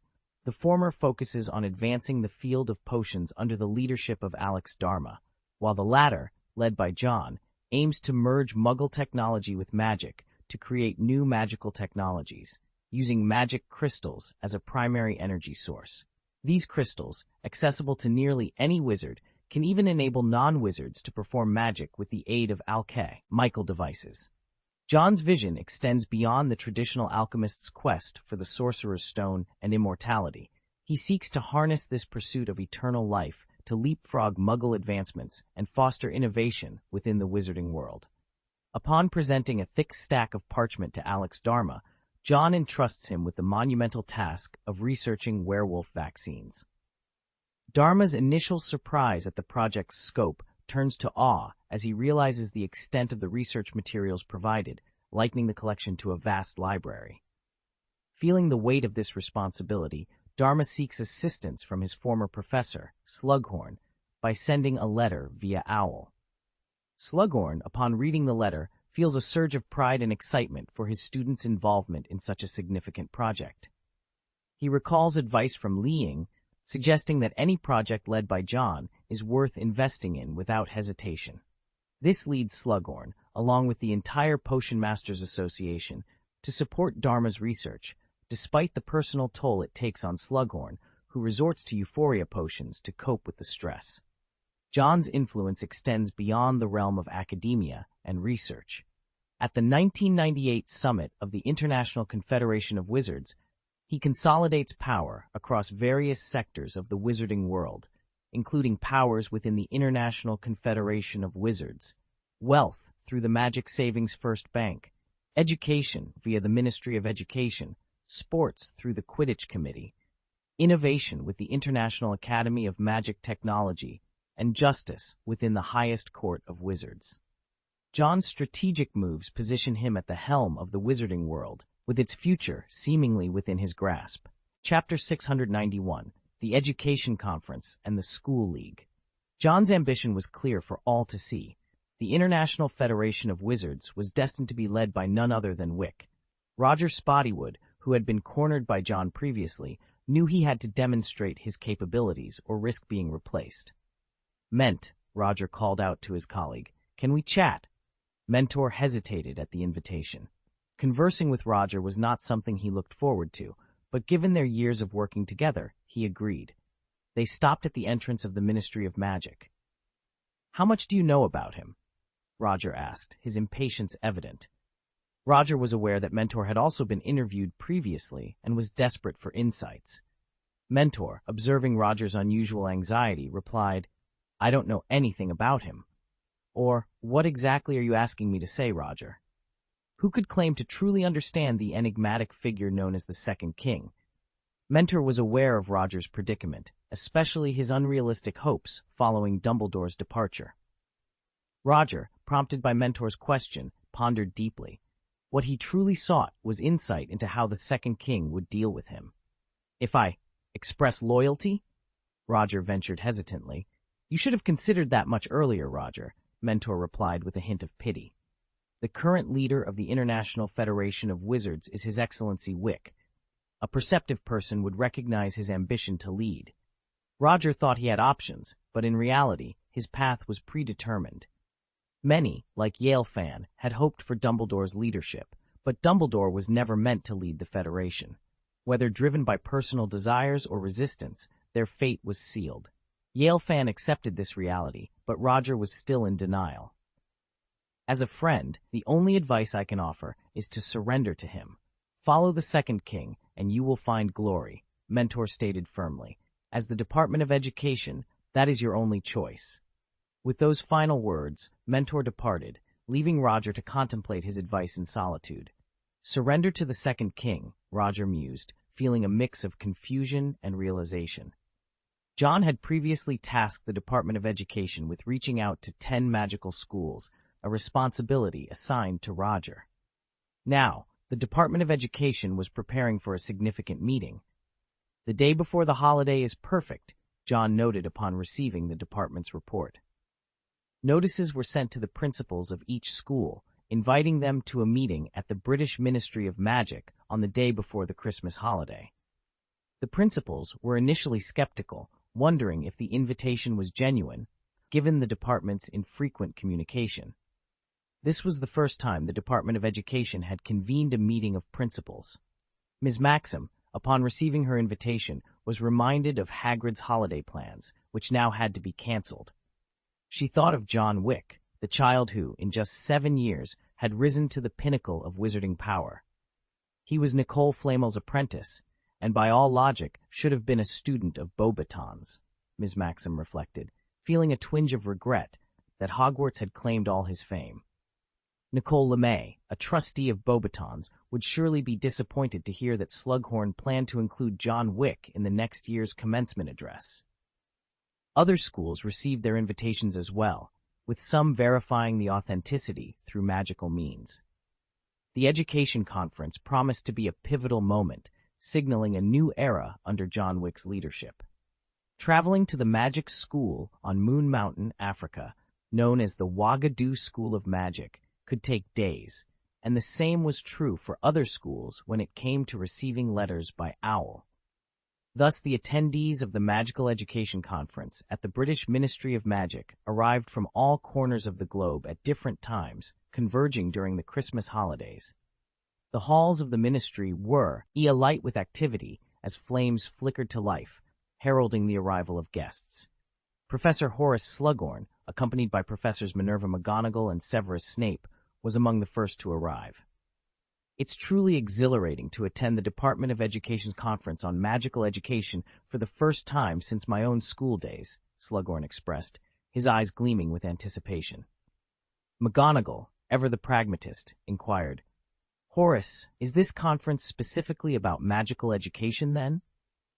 Slughorn confirmed, explaining that the Department of Education had convened the meeting to discuss and share insights on the current state of magical education.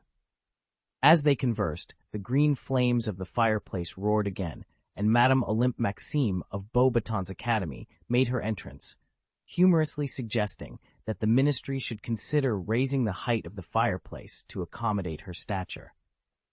Her arrival marked the beginning of a steady stream of principals and representatives from various magical schools, some meeting for the first time, highlighting the previously limited communication between these institutions.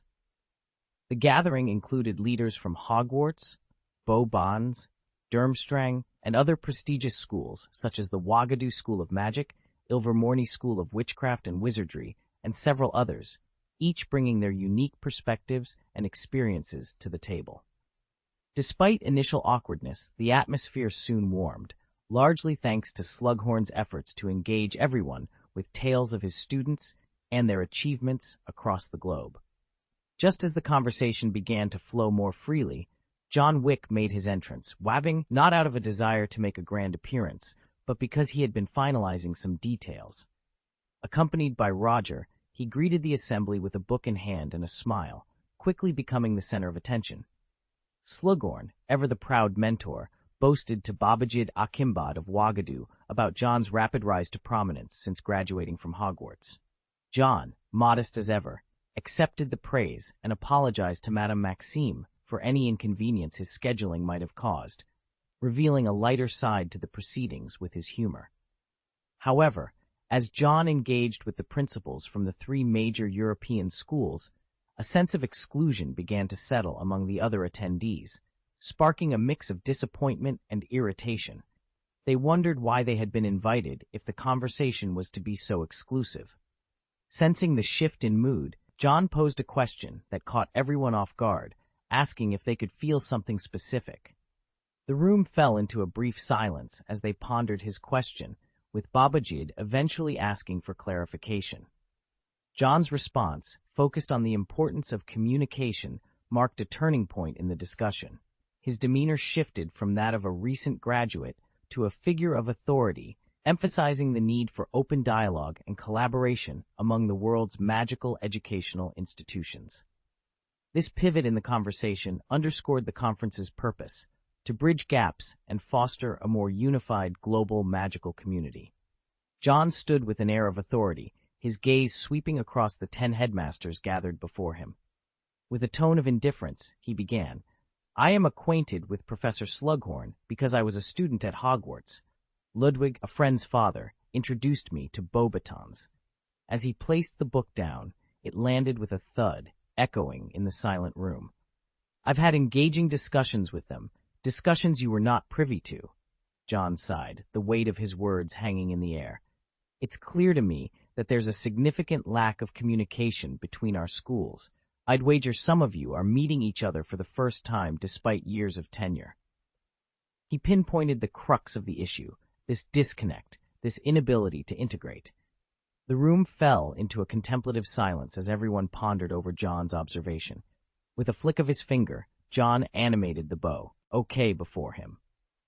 Pages flipped rapidly as numerous sheets of paper took flight, gracefully hovering around the meeting room before aligning themselves in an orderly fashion. "Here's a proposal for a school-level league program aimed at fostering magical exchanges," John announced, presenting a solution to bridge the gap he had just highlighted. The initiative promised not only to enhance communication between the magical institutions, but also to enrich the educational experience of their students through shared knowledge and camaraderie. Chapter 692, The Silver Wolf Magic School and the Club. About the Magic Exchange School League? Miss Maxim expressed her confusion. John elaborated, "Due to geographical distances, the three European schools have the Goblet of Fire, a competition designed to foster communication. Think of the school-level league as an expanded version of the Goblet of Fire." As he spoke, a parchment fluttered into the air, displaying various illustrations. "This league invites students from magic schools worldwide to compete on a unified platform," John continued. "It's divided into 3 categories: Magic Knowledge Reserve, Practical Magic Application, and the Quidditch Magic Star Cup." The parchments converged in mid-air, folding into a representation of a trophy with large handles. The Quidditch Magic Star Cup is open to all schools. Each school assembles a team, and the victor earns the right to hold the Star Cup for the next 4 years, John explained with a smile. You might see it as an inter-school Quidditch tournament. This Quidditch match will draw numerous clubs as spectators, and standout players will be chosen as champions of the Star Cup, he added. The term Star Cup champion introduced a wave of perplexity among the headmasters. Perhaps you're wondering about the significance of this title? John hinted at a deeper meaning. The Quidditch League's rising popularity indicates that Quidditch will soon captivate the entire magical world. Talented players will be sought after, with clubs' involvement and marketing efforts propelling them to stardom. The headmasters, astute as they were, recognized the substantial benefits the Star Cup could bring. The competitions for magic knowledge and practical skills are equally important. They not only facilitate inter-school exchanges, but also enrich students' resumes upon graduation, John pointed out. These accolades are akin to certificates and honors in the non-magical world, enhancing job prospects even in the absence of universities in the wizarding community. Being a champion can significantly boost one's appeal to potential employers. Moreover, the school-level league promises to generate considerable economic benefits, potentially becoming a major event in the wizarding world. John painted a vivid picture of the league's potential. Competition breeds progress. While students may encounter conflicts within their schools, they rarely get a glimpse of the broader world. Babajid raised a concern. I recall a cheating incident during the Goblet of Fire at Hogwarts, which led to 2 champions from the same school participating. John reassured him, casting a glance at Slughorn. Don't worry, such incidents won't occur in the school league, which is open to the entire world. The reference to Dumbledore's oversight caused Slughorn some discomfort. The previous incident at Hogwarts, where 2 champions emerged and secured the top positions, had indeed raised suspicions of foul play. Ms. Maxim, visibly displeased, turned away. She was one of the original victims of that controversy. Ludwig, having not been headmaster at the time, remained neutral. Babajid, after some hesitation, chose to place his trust in John, whose reputation for fairness and integrity was well established. The meeting then focused on the logistics and objectives of the school-level league, emphasizing the promotion of inter-school exchanges and the economic benefits of hosting a world-class competition. Roger, the head of the Department of Education, remained silent throughout, listening intently. John also announced the formation of a liaison group responsible for facilitating communication between schools and assessing their teaching standards, aiming to address disparities like those previously observed at Hogwarts. Slughorn arrived at the meeting with a simple wish, to plead for an end to the curses being thrown around. It was clear to him that Dumbledore was the root of the issues being discussed, yet somehow Slughorn found himself the target of blame. Tears welled up in his eyes as he reflected on the irony of the situation. He had attended the meeting with enthusiasm, only to end up feeling like he was being metaphorically whipped. To him, it was a disgrace that the best magic school had become a cautionary tale. As the meeting progressed, John introduced a new topic, effectively silencing the principals who were deep in discussion. He held a document in his hand and announced, "We need to address the issue of educational enrollment for special students." With a flick of his wrist, files flew into the hands of everyone present. John, with a thoughtful expression, continued, "This is about the Silver Wolf Magic School. It's a school for werewolves, but it will also welcome other wizards." This school was the fulfillment of a promise John had made. He planned to open it once the first batch of werewolf students from Hogwarts graduated. While efforts to integrate werewolves into society are underway, it's clear that, for the time being, werewolves cannot be fully accepted by schools, John explained. He acknowledged the risk of werewolves forgetting to take their wolfsbane potion during a full moon and the time needed for other students to adjust to living alongside them. Unlike Dumbledore, who had hidden a werewolf student within Hogwarts, John opted to establish a separate school for werewolves. The proposal was met with unanimous approval from the principals. They understood the concerns of parents and the potential risks of integrating werewolves into their schools. The establishment of the Silver Wolf School of Magic was seen as a positive step forward.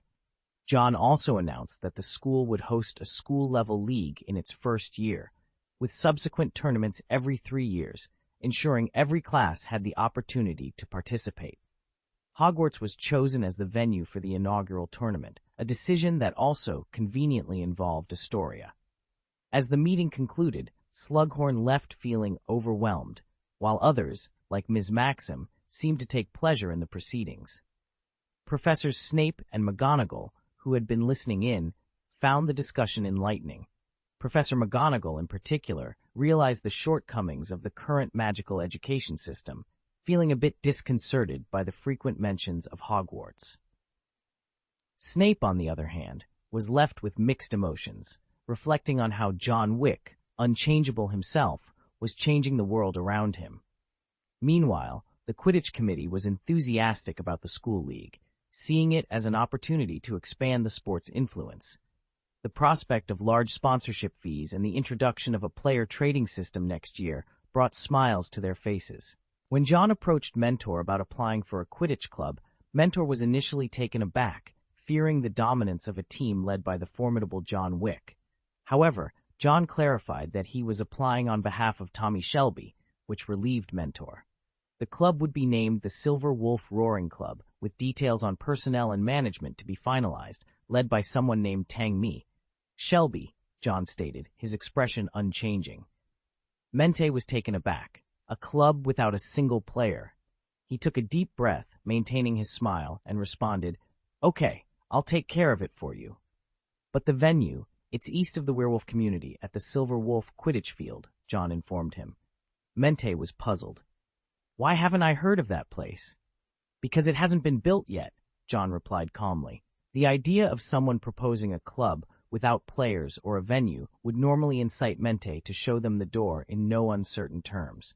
However, the person making the request was his superior, leaving Mente no choice but to muster a smile that seemed out of place on him and assured John that the task would be completed promptly. Thus, the first club dedicated to werewolves was officially in the making, despite having no players or field yet. John had tasked Chudai with scouting young werewolves who had experience in Quidditch to form the team, and he had already contracted Silverhand's Fashion Construction to build the field at the specified location. These were not expenses that Tang Mi could cover with 20 years' worth of salary. If word got out, there would surely be whispers about the Second King showing undue favoritism towards werewolves. Chapter 693, Neon's Bold Move and International Tensions. The international magical community is always bustling with changes. Recently, Puddlemere United clinched a victory in the semi-finals of the league, advancing to the final.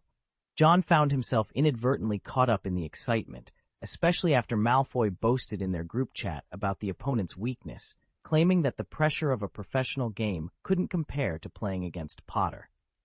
However, the conversation took a serious turn when Fleur shared her near-death experience, bringing everyone back to reality. Fleur, now a prominent figure in French society, mentioned her busy schedule filled with various receptions, including those hosted by the Ancient Alliance. John immediately suspected Lucius Malfoy's involvement. The Ancient Alliance, a coalition of influential families, requires its members to engage in frequent social gatherings to exchange interests and maintain their connections. As a Delacour, Fleur's presence at such events is expected. Malfoy's curiosity about the Ancient Alliance reception was met with silence, hinting at his exclusion from certain circles within the Star Society, which mostly comprises heirs of the Ancient Alliance. Meanwhile, Jin, who had returned to the United States, reported significant changes there.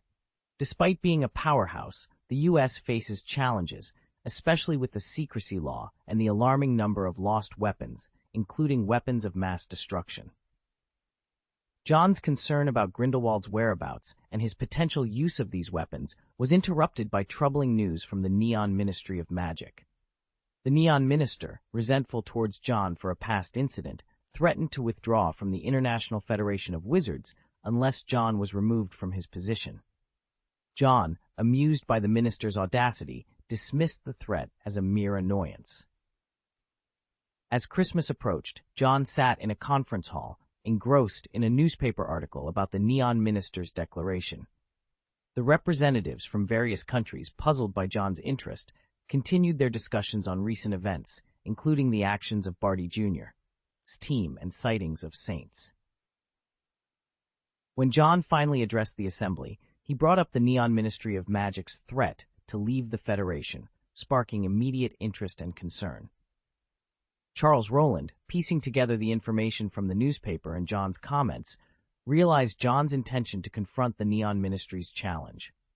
The Minister of Neon Magic's refusal to address certain issues had finally caught up with them, setting the stage for a confrontation that could have significant implications for the international magical community. After some contemplation, Rowland spoke up. Following the exposure of the scandal at the Institute of Magic, the Ministry of Neon Magic repeatedly refused to acknowledge the incident, dismissing the information provided by His Excellency Wick list as false. As he discussed the matter, a shadow of displeasure crossed Minister Rowland's face. The Neon Ministry of Magic has failed to take a clear stance on the future of young wizards and muggles affected by the disaster, choosing instead to evade responsibility. He paused, then added, "I believe the International Confederation of Wizards should condemn their actions." It was evident that Charles Rowland was aligning himself with John in condemning the actions of the Neon Ministry of Magic. Gresham, too, agreed that the Neon Ministry of Magic's irresponsible behavior warranted international condemnation. Perhaps it was the ministry's failure in handling its affairs, or maybe it was the universal support for John, but there was a unanimous agreement on the condemnation, with no dissenting voices. John offered a slight smile upon hearing these sentiments, then shook his head. Although the Neon Ministry of Magic has indeed erred, their actions do not warrant such severe condemnation, he said. Minister Rowland's expression froze, questioning his own judgment. Cool, he have misunderstood the situation? It seemed uncharacteristic of John to show leniency towards the Neon Ministry of Magic. Rowland felt a twinge of uncertainty. In the next moment, John declared, "If the Ministry of Neon Magic insists on withdrawing from the International Confederation of Wizards, then we shall grant their request." Rowland, along with everyone else in the room, was stunned. Withdraw from the International Confederation of Wizards? Such a move was unprecedented. Would the Neon Ministry of Magic become the only one in the world not under the Confederation's jurisdiction? However, some astute individuals quickly grasped John's underlying strategy. As realization dawned on Minister Rowland, he took a deep breath. Withdrawing from the International Confederation means Neon will no longer be part of our alliance, he understood. John waved his hand dismissively and smiled. Then there's no need for us to offer them protection. Unprotected? At a time when the Saints could obliterate the Ministry of Magic at any moment? Rowland's perception of John shifted. He had initially thought John's actions were driven by a sudden surge of compassion, but it now appeared to be a calculated move to leave them vulnerable. John announced, "From this moment forward, no wizard from Neon shall benefit from any policies of the Confederation." The message was clear. You want to leave? Your wish is granted. John's declaration sent shockwaves through the international magical community. A Ministry of Magic operating outside the International Confederation was unheard of. Yet, as the news spread, a different realization dawned on many. Without the Confederation's oversight, would Neon become a haven for dark wizards? The news spread like wildfire across the globe. While other countries were astounded, Neon was left in utter disbelief. They had never truly intended to leave the Confederation. It was merely a bluff. But with John's approval, they now faced the grim prospect of becoming a target for dark wizards and fanatical saints from around the world. The Minister of Neon Magic found himself in a precarious position, with his approval ratings plummeting. The scandal at the Institute of Magic had already fragmented the magical community, and his latest move had stripped Neon of its protective shield. Factions within the community united, staging a coup before dark wizards and saints could wreak havoc on the country. The Ministry of Magic was overrun, and the minister was forcibly removed from office. Despite his desperate apologies, it was too late. The former Minister of Magic met a grisly end, his head severed, and rolling down the steps of the ministry, a stark testament to the consequences of his actions. The executioner removed his Rakshasa mask, revealing a youthful face beneath it. In the crowd, a woman gazed at him with affection. Akino Musashi! The air was filled with deafening cheers. As a key member of the team that had obliterated the demon cave, Musashi stepped forward once more. This time, he had initiated a coup that successfully toppled the Ministry of Magic, which had become complacent and ineffective. "I have succeeded, my lord," Musashi declared, his eyes lingering on the woman he loved. He had been at the forefront of the opposition against the Ministry of Magic since its downfall. However, the ministry was not only backed by obstinate purebloods, but also by war criminals who had previously invaded other countries. Today marked his victory. In the name of justice, Musashi vowed to eradicate the corrupt and bloated serpent that the ministry had become. The forces behind the coup d'etat relentlessly pursued and eliminated their targets, ranging from the Ministry of Magic to the residences of those implicated. The once haughty individuals were now being dragged out like lifeless dogs. Musashi could not recall how many times he had wielded his weapon. All he knew was that after today, things would be different. "I believe I can return to my duties, Mr. Musashi," said a Western-faced reporter, donning an enne of his boy cap as he stepped forward. Musashi nodded in acknowledgement.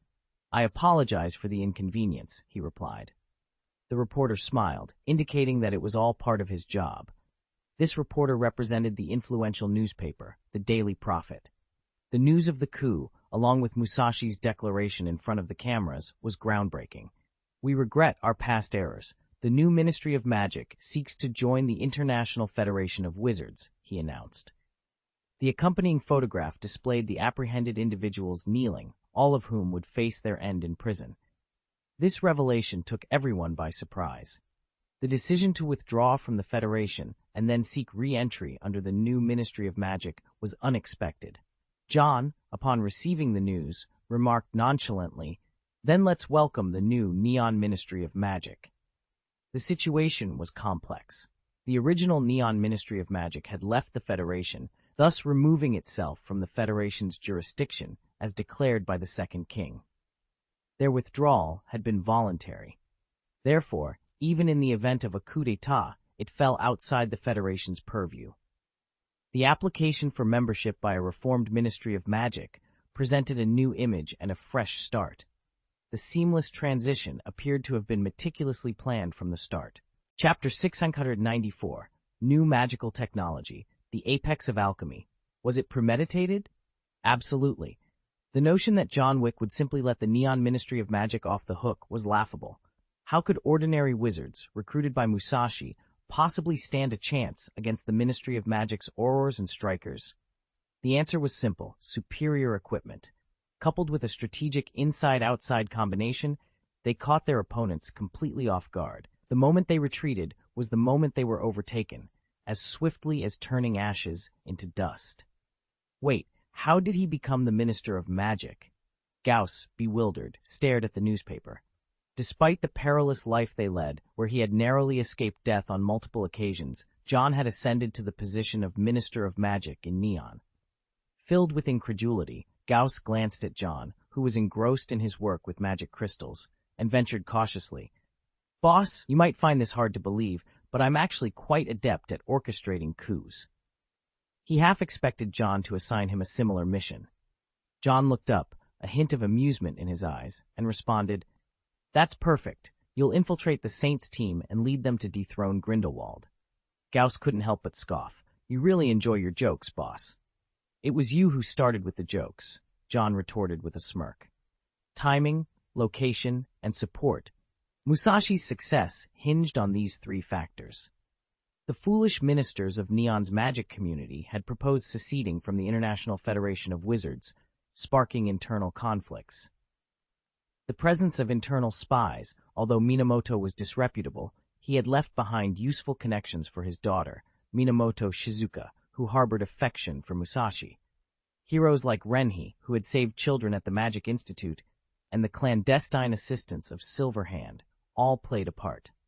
Without the Neon Ministry of Magic's threat to the International Federation of Wizards, John would have had no immediate reason to act against them. Moreover, Musashi's own legendary status, as the first to uncover the truth and as a victim forced to flee his homeland, made him a sympathetic figure, akin to the heroes of lore. If Gauss wished to replicate this feat, he would have to contend with Percy, who was protected by the 28 Ancients. This strategy was unique to Neon and could not be easily replicated elsewhere. After dismissing Gauss with a warning against attempting to profit from self-inflicted injuries with Muggle weapons, John turned his attention to more pressing matters: magical technology. The recent magic school meeting had also served as an opportunity for him to scout for talent. In Ouagadougou, their expertise in transfiguration was renowned, and there was a wealth of scholars dedicated to the study of alchemy. John aimed to recruit these individuals to the International Academy of Magic Technology. Following a successful collaboration with Silver Hand Fashion Architecture, the construction of 2 major departments within the International Academy of Magic Technology was nearing completion. As the dean, John felt it was imperative to inspect the progress himself. He approached the alchemy department, a colossal white structure reminiscent of a furnace. The construction of such a facility required an astronomical amount of resources, which would have bankrupted the Ministry of Magic had it undertaken the project alone. Upon reaching the building, John noticed the absence of doors, only walls. He walked towards one of these walls, and as he passed through, a new space unfolded before him. The sight of well-proportioned stairs and the calming effect of the pure white decor was immediate. The alchemy department was a marvel, a seamless integration of alchemical products that resembled a harmonious, living creature. John made his way to the central Mobius sculpture, a symbol of the galaxy's cyclical nature. He retrieved a large supermagic crystal from his pocket and placed it in the center of the Mobius ring. The Seth crystal quickly descended into the sculpture, and as it did, the Mobius ring began to move. With the activation of the Mobius ring, the entire pure white palace, the world underwent transformative changes. The Mobius ring, bathed in golden hues, was surrounded by galaxies illuminated by various lights. The power of the cycle, John mused, gazing at the Mobius ring. This was a power alchemy item of his own creation, resembling a constellation of stars with the ability to independently absorb and store magical power. It required only a single super magic crystal to activate, and theoretically, the device could operate indefinitely. At the heart of the Mobius ring floated a super magic crystal, its facets and angles reminiscent of a star. Unlike other super magic power crystals, this one was exceptionally stable, crafted from a larger quantity of magic power and boasting an increased storage capacity. It hovered in place, radiating magic. The sky above became translucent, adorned with many halos that danced and fluttered around. A vast illusory screen materialized in the sky, showcasing the alchemy department's defense capabilities, which were nothing short of astonishing. They even surpassed those of the Johnny Silverhand store, with a circular wall designed to absorb any emitted energy, thus eliminating concerns over potential explosions. The construction of this grand palace was complete, and its inhabitants were soon to arrive. A day later, an alchemist from Ouagadougou arrived, accompanied by French and local alchemists who couldn't help but marvel. Standing before the immense Mobius ring, John spread his arms and greeted them with a smile. "Welcome to the future of the magical world. You are about to embark on a journey of world-changing inventions here." He chuckled, then added, "But first, there's one task you must complete." The alchemists, already in awe of the alchemy department, grew anxious upon hearing about a test. They were drawn to this place, eager to spend their lives here. The group was diverse, comprising young people, middle-aged individuals, and seniors, each bringing their own strengths: the innovation of youth, the steady progress of the middle-aged, and the wisdom of the elderly. Together, they formed a complete circle, with no one dispensable. Sensing their fear of elimination, John added with significance, "It is a very challenging task." He led the group through a door into a room furnished only with rows of chairs and a television at the front. For some wizards, it was their first encounter with such a device. John stepped forward to turn it on, and images flickered to life on the screen, sparking whispers and discussions among the alchemists about the source of the magic. "You must observe these images, study them, recreate them in the magical world, and use them as if they were commonplace. This was the first step towards a new era of magical technology, plagiarism. The plan was to start with Muggle technology, replicate it within the magical community, and then innovate. This approach would not only advance magical technology, but also bridge the gap between wizards and Muggles.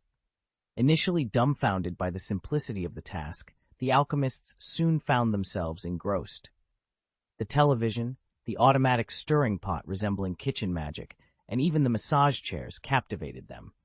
They engaged in lively discussions on how to replicate these marvels. John had laid the foundation for a new era of magical technology, his gaze returning to the crystal within the Mobius ring. Just as the Muggle world harnessed nuclear energy, the Wizarding world could now tap into magical energy through the magic crystal, heralding a new age of possibilities. Chapter 695. Malfoy secures second place, Christmas Eve. The Christmas break at Hogwarts had finally arrived, and with it, the excitement of the Quidditch season reached its peak. The final match of the top Wizarding League was underway at the Quidditch pitch of the Silverhand Amusement Park, a venue known for hosting significant events.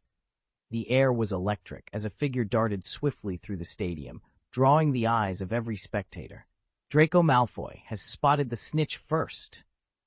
Ernie exclaimed, leaping up in the commentary booth with such enthusiasm that he nearly collided with the retired Quidditch star beside him.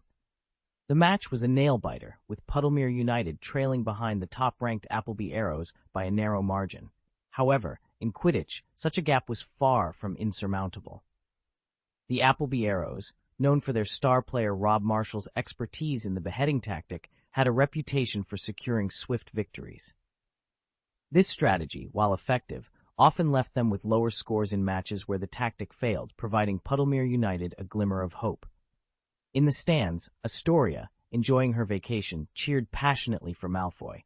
Catching sight of her in the crowd, Malfoy flashed a confident smile. "Astoria, watch me catch this golden snitch and dedicate it to you," he declared, even as he felt the immense pressure of competing against Rob Marshall, a seeker whose skills rivaled those of Victor Crumb. As Malfoy and Marshall raced through the air, their brooms side by side, the tension was palpable. Suddenly, they collided, spiraling out of control. The game was halted, and amidst the suspense, the verdict was announced. Appleby Arrows were the victors. The crowd erupted in cheers, but Malfoy sat dejected on the grass, his hands empty and chair engulfed in a familiar sense of defeat. Yet, when Rob Marshall approached him with words of respect and a promise of future rivalry, Malfoy felt a spark of determination reignite within him. Looking for Astoria, Malfoy found her missing from her spot. But then, she appeared before him, her eyes shining with admiration. "You were amazing, Draco," she said, dispelling his gloom. Inspired, Malfoy faced Marshall with renewed arrogance, vowing to defeat him next year. Turning to his teammates, Malfoy saw their disappointment and challenged them to rise above their failure. "Next year, we'll reclaim what we've lost," he declared, his eyes on the trophy they had not won. In that moment, Malfoy was no longer just a student from Hogwarts. He was a competitor consumed by the desire to win, a desire that would drive him and his fellow Slytherins to greater heights. Christmas Eve brought not just celebration, but also plans for the future. Tang Mi, contemplating the expanding Silverhand industry, realized the importance of collaboration among the store managers for organizing events. Among the planned festivities was a match between this year's champion team and the Christmas Quidditch champions, promising another thrilling event in the magical world. Snow days were upon them, and Christmas trees were to be planted in the garden. Among these, one tree, dubbed the Christmas Tree King, would feature a unique sugar-sprinkling activity. Participants were encouraged to bring socks to catch the candies that would be scattered. Silverhand Amusement Park is launching the Christmas Protoss event, John announced, reading from a list of activities. The Protoss will be hidden throughout the park. Find it, and you can submit a wish list. As John detailed the events, Tang Mi listened intently, nodding in agreement. However, John added a crucial point, glancing at Tang Mi. The manager of the Silver Hand cannot participate in this event. Caught in the act, Tang Mi sheepishly pocketed the wish paper he had prepared, hoping to use his insider knowledge to find the Christmas Protoss directly. The Christmas activities were a global affair for the silver hand industry, and while they were costly, the profits often outweighed the expenses, especially for the Christmas Protoss event. John had the power to make the Protoss impossible to catch if he wished, but the financial gain from the event made the costs seem negligible. Hector, Hermo, John called to the two Protoss perched on Basil's shelf. The creatures jumped down at his call. Tang Mi was still amazed by them. These magical creatures were unlike anything he had seen before, adorable yet capable of transforming into formidable divine guards. John instructed, "You and Tang Mi will head to the Silver Hand amusement park and become the stars of the Christmas Spirit event." Hector nodded in agreement, while Hermer leaped up excitedly. John then added, "This event at the Silver Hand amusement park will be open to both wizarding families and non-wizards." Tang Mi hesitated. "But my lord, is that really wise?" "There's nothing wrong with it. They're all relatives of Muggle-born wizards," John reassured him. "Every year, Muggle-born wizards are either isolated at home or left alone here." "Your generosity is truly their honor," Tang Mi responded with respect. "Can I get a free ticket?" he then asked, somewhat cheekily. John, regretting the investment of Tang Mi's 20-year salary, replied with a hint of resignation, "Your family can enter for free." Tang Mi's smile broadened as he went to share the good news with Oz. John couldn't help but wonder about Tang Mi's transformation from a calm individual to someone who seemed increasingly carefree since the loss of his salary. With the Christmas activities arranged, John stood by the window, listening to the carolers outside. Among them, children in wizard robes cradled toads, and one in particular caught John's eye. "Isn't that Trevor?"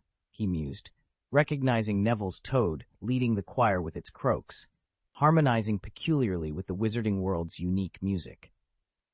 In the Muggle world, using a toad for musical accompaniment was unheard of, highlighting another quirk of the magical realm. He also noticed a girl struggling to control a robust and fierce-looking cat on a leash, a sight that amused him. The colorful scarves worn by the crowd were another highlight, with John spotting a snake-patterned scarf among them. Luna and Ginny were browsing a shop selling African magical items. Luna, unfazed, picked up something resembling an organ, while Ginny recoiled. Nevertheless, Luna's enthusiasm was undiminished, and the pair moved on to the next shop. In the center of the garden, where a fountain stood, John recalled Lockhart's audacious suggestion to erect a statue of him. After John's refusal, Lockhart shamelessly inquired if his own statue could be placed there instead. Naturally, the answer was no. John couldn't help but remark on Lockhart's thick skin. Back in the French hideout, Lockhart had even erected a solid gold statue of himself in the fountain.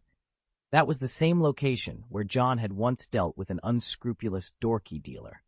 Now, Lockhart spent most of his time in France, retreating and cultivating, presumably plotting his next grandiose scheme. In the quest for the next literary sensation, Silver Hand Publishing House has been eagerly pressing for new work. Unfortunately, Lockhart, reveling in his current freedom, has not been swayed by their urgency. He, along with the Ancient Alliance, has sought solitude away from the public eye, a move that John respected by not attending their gatherings.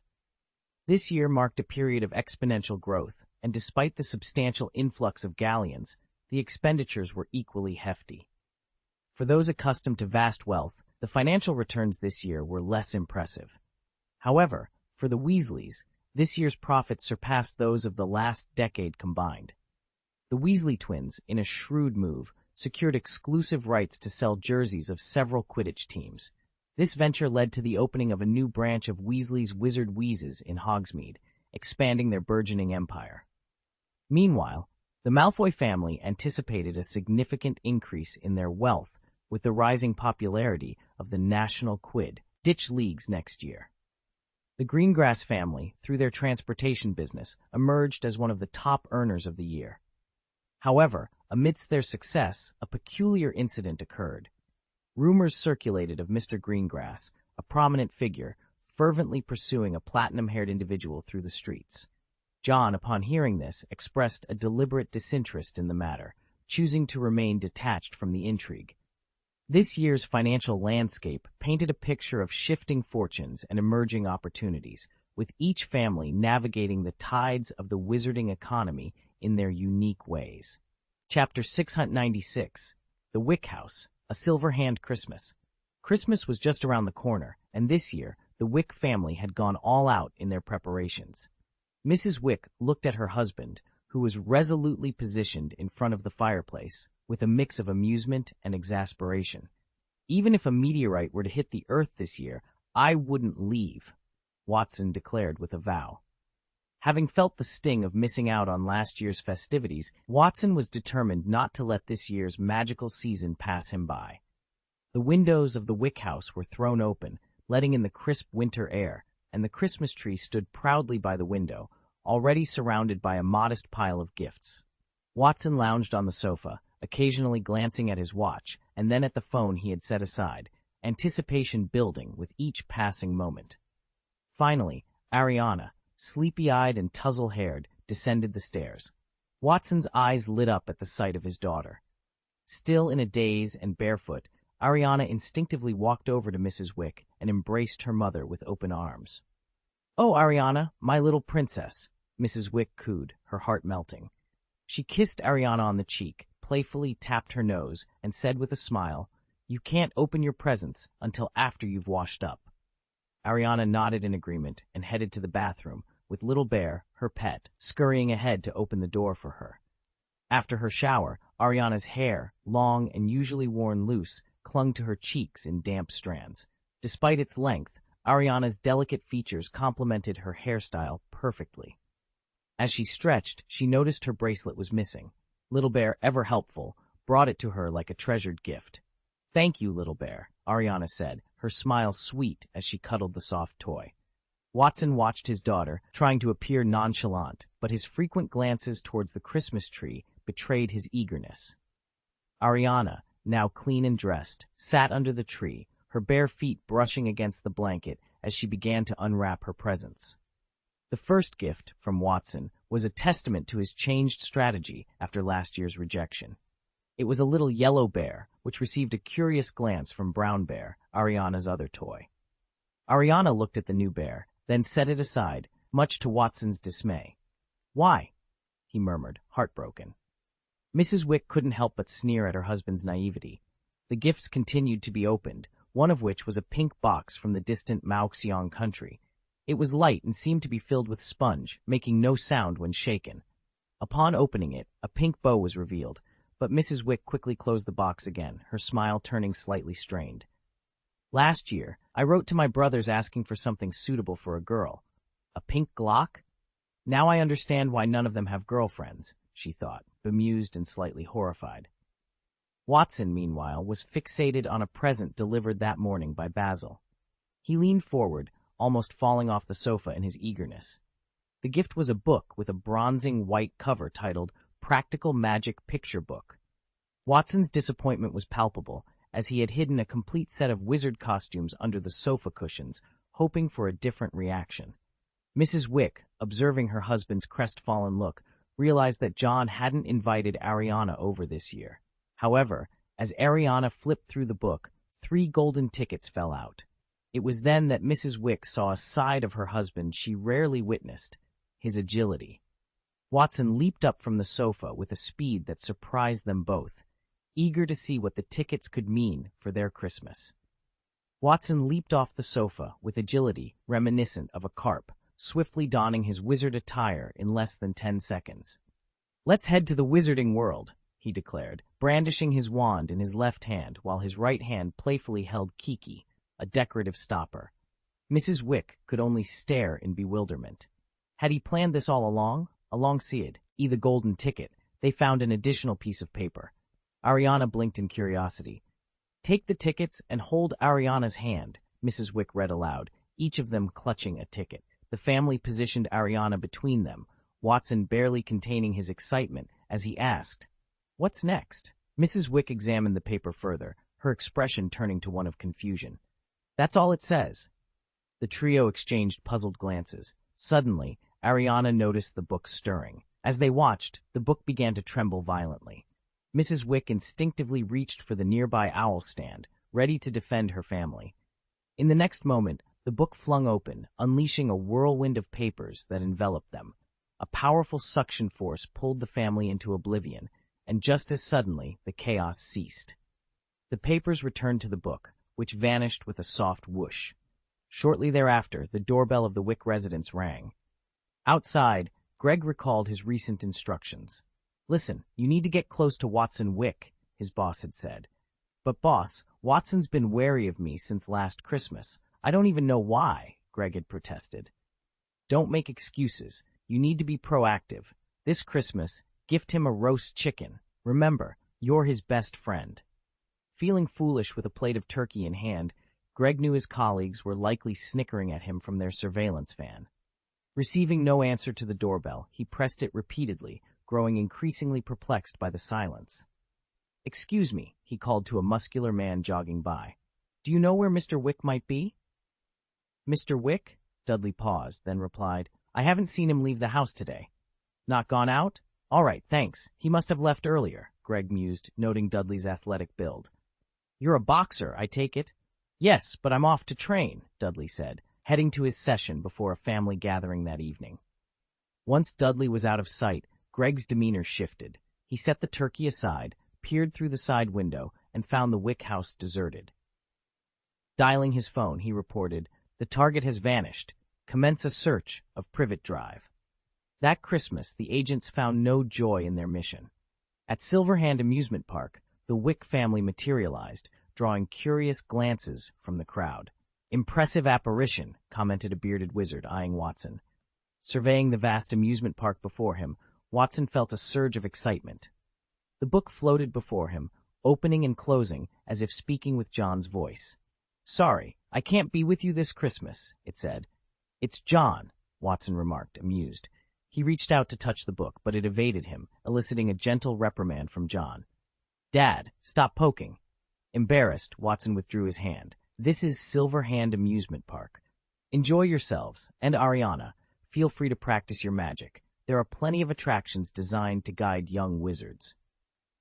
After John's instructions, the book gently floated down into Ariana's waiting hands. "Little bear, can you keep this safe for me?" she asked. The bear opened its arms, and as Ariana handed over the book, it was magically absorbed into a pocket on the bear's belly. "Is this a Wizarding World amusement park?"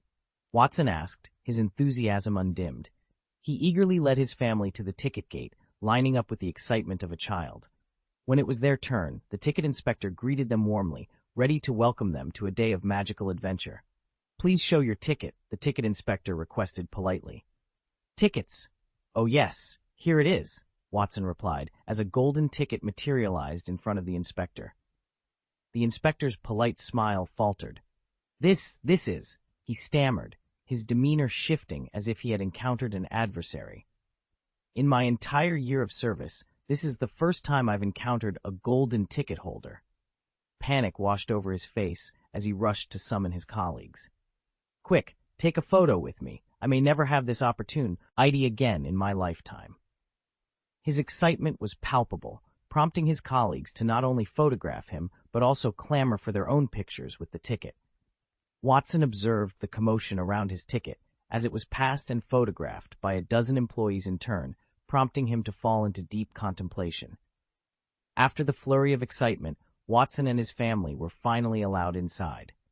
For golden ticket holders like them, all fees were waived. It was their first visit, and stepping into this realm felt like entering an entirely new world. All dining and drinking were complimentary, adding to the allure of their experience. While dining in a restaurant adorned with stars, a secretive golden head peeked out from behind one of the celestial decorations. Its gaze landed on Ariana, sparking a sense of intrigue and mystery. The atmosphere was electric, filled with the promise of adventure and the unknown. Watson's family, now embroiled in this enchanting world, could hardly anticipate the wonders and challenges that awaited them. Chapter 697, Fleur's First Kiss and Catching the Stars. John found himself unable to return home this year, overwhelmed by the myriad responsibilities demanding his attention. His obligations spanned across the Silver Hands Alliance, the Ancient Alliance, the International Federation of Wizards, and various magical institutions. He meticulously delegated tasks to the appropriate departments, marveling at how Dumbledore managed to maintain his composure and focus on teaching amidst such chaos. John couldn't help but question if Dumbledore had ever been burdened with similar duties during his tenure, as he seemed to have ample time to monitor Harry's school life. Despite delegating numerous tasks, John recognized that certain matters required his personal touch, such as hosting the upcoming party. This event wasn't just any gathering. It was a celebration of the Second Dynasty, a powerful entity within the wizarding world, akin to a behemoth of interests and influence. The venue for this prestigious event was none other than the Silverhand Manor, a place where only the elite of the wizarding world were invited. Attendees included the French Minister of Magic, Charles Rolland, and his son, the German Minister of Magic, Gresham, along with representatives from 28 ancient families and other notable figures. The air buzzed with discussions of business, politics, and the future, transforming the manor into a microcosm of the International Federation of Wizards. As John prepared for the evening in his room, he picked up a ring adorned with an emerald green gemstone, a symbol of his transformation from Johnny Silverhand to John Wick. Fleur Delacour, leaning casually against the door, caught his eye. "French hibiscus, your presence is bound to astonish many," John remarked, noting her uncharacteristically relaxed posture. Fleur approached to assist John with his cufflinks, her actions prompting a mix of awkwardness and appreciation from him. As she gazed at him, a sense of nostalgia washed over her. "How did you grow up so much?" she mused, reminiscing about their youthful adventures and the challenges they had faced together. Despite her pride in his accomplishments, Fleur couldn't shake off a sense of melancholy, feeling as though John had transcended their world. John reassured her with a light chuckle. "Isn't that a good thing?" He promised that no matter how much he achieved, he would always remain connected to his roots. Accepting his words, Fleur smiled and signaled that it was time for him to make his entrance. As they joined their friends outside, Daphne Greengrass, adorned in a light blue dress, sought John's approval of her appearance. John complimented her, playfully noting her increased height, which led to a brief, awkward exchange between the sisters. The scene at the party was one of elegance and anticipation. John, flanked by Fleur and Daphne, felt an unusual sense of harmony despite the oddity of the situation. Fleur's grace and openness prevented any misinterpretation of their arrangement, and together they became the center of attention. Among the guests, John spotted familiar faces, including Draco Malfoy, who kept close to his father, Lucius. The tension was palpable, with Mr. Greengrass nearly crushing his glass in hand. Neville Longbottom and Hannah Abbott shared a tender moment, while the elder Longbottoms engaged in lively conversation with other distinguished guests. The evening unfolded with a blend of social grace and underlying tensions, a testament to the complex tapestry of relationships and power dynamics within the wizarding world. At the Ministers of Magic gathering, Cedric Diggory was holding Cho Chang's hand tenderly. Nearby, Heinrich and Ludwig stood together, an odd pairing of black and blonde hair. The Weasley twins had set up their shop at Silverhand Manor, enthusiastically peddling Appleby Arrows jerseys, much to Draco Malfoy's apparent annoyance, who seemed on the verge of toppling their booth in a fit of rivalry. "Okay, it's time for you to speak," Fleur Delacour said, releasing John's hand. Daphne Greengrass, unsure of what to do, awkwardly let go of her hand as well, nearly causing Fleur to lose her composure. She was frustrated that the moment she had carefully orchestrated was being squandered by Daphne's hesitation.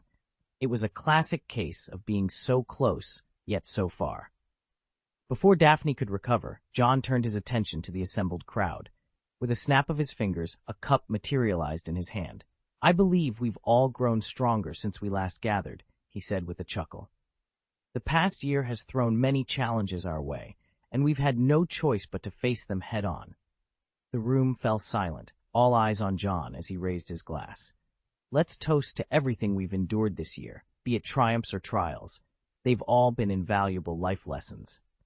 To our friends, family, and even our enemies who seek our downfall, they only give us more reason to persevere. The prospect of death is daunting, but the realization that a life of mediocrity is even more terrifying hits harder.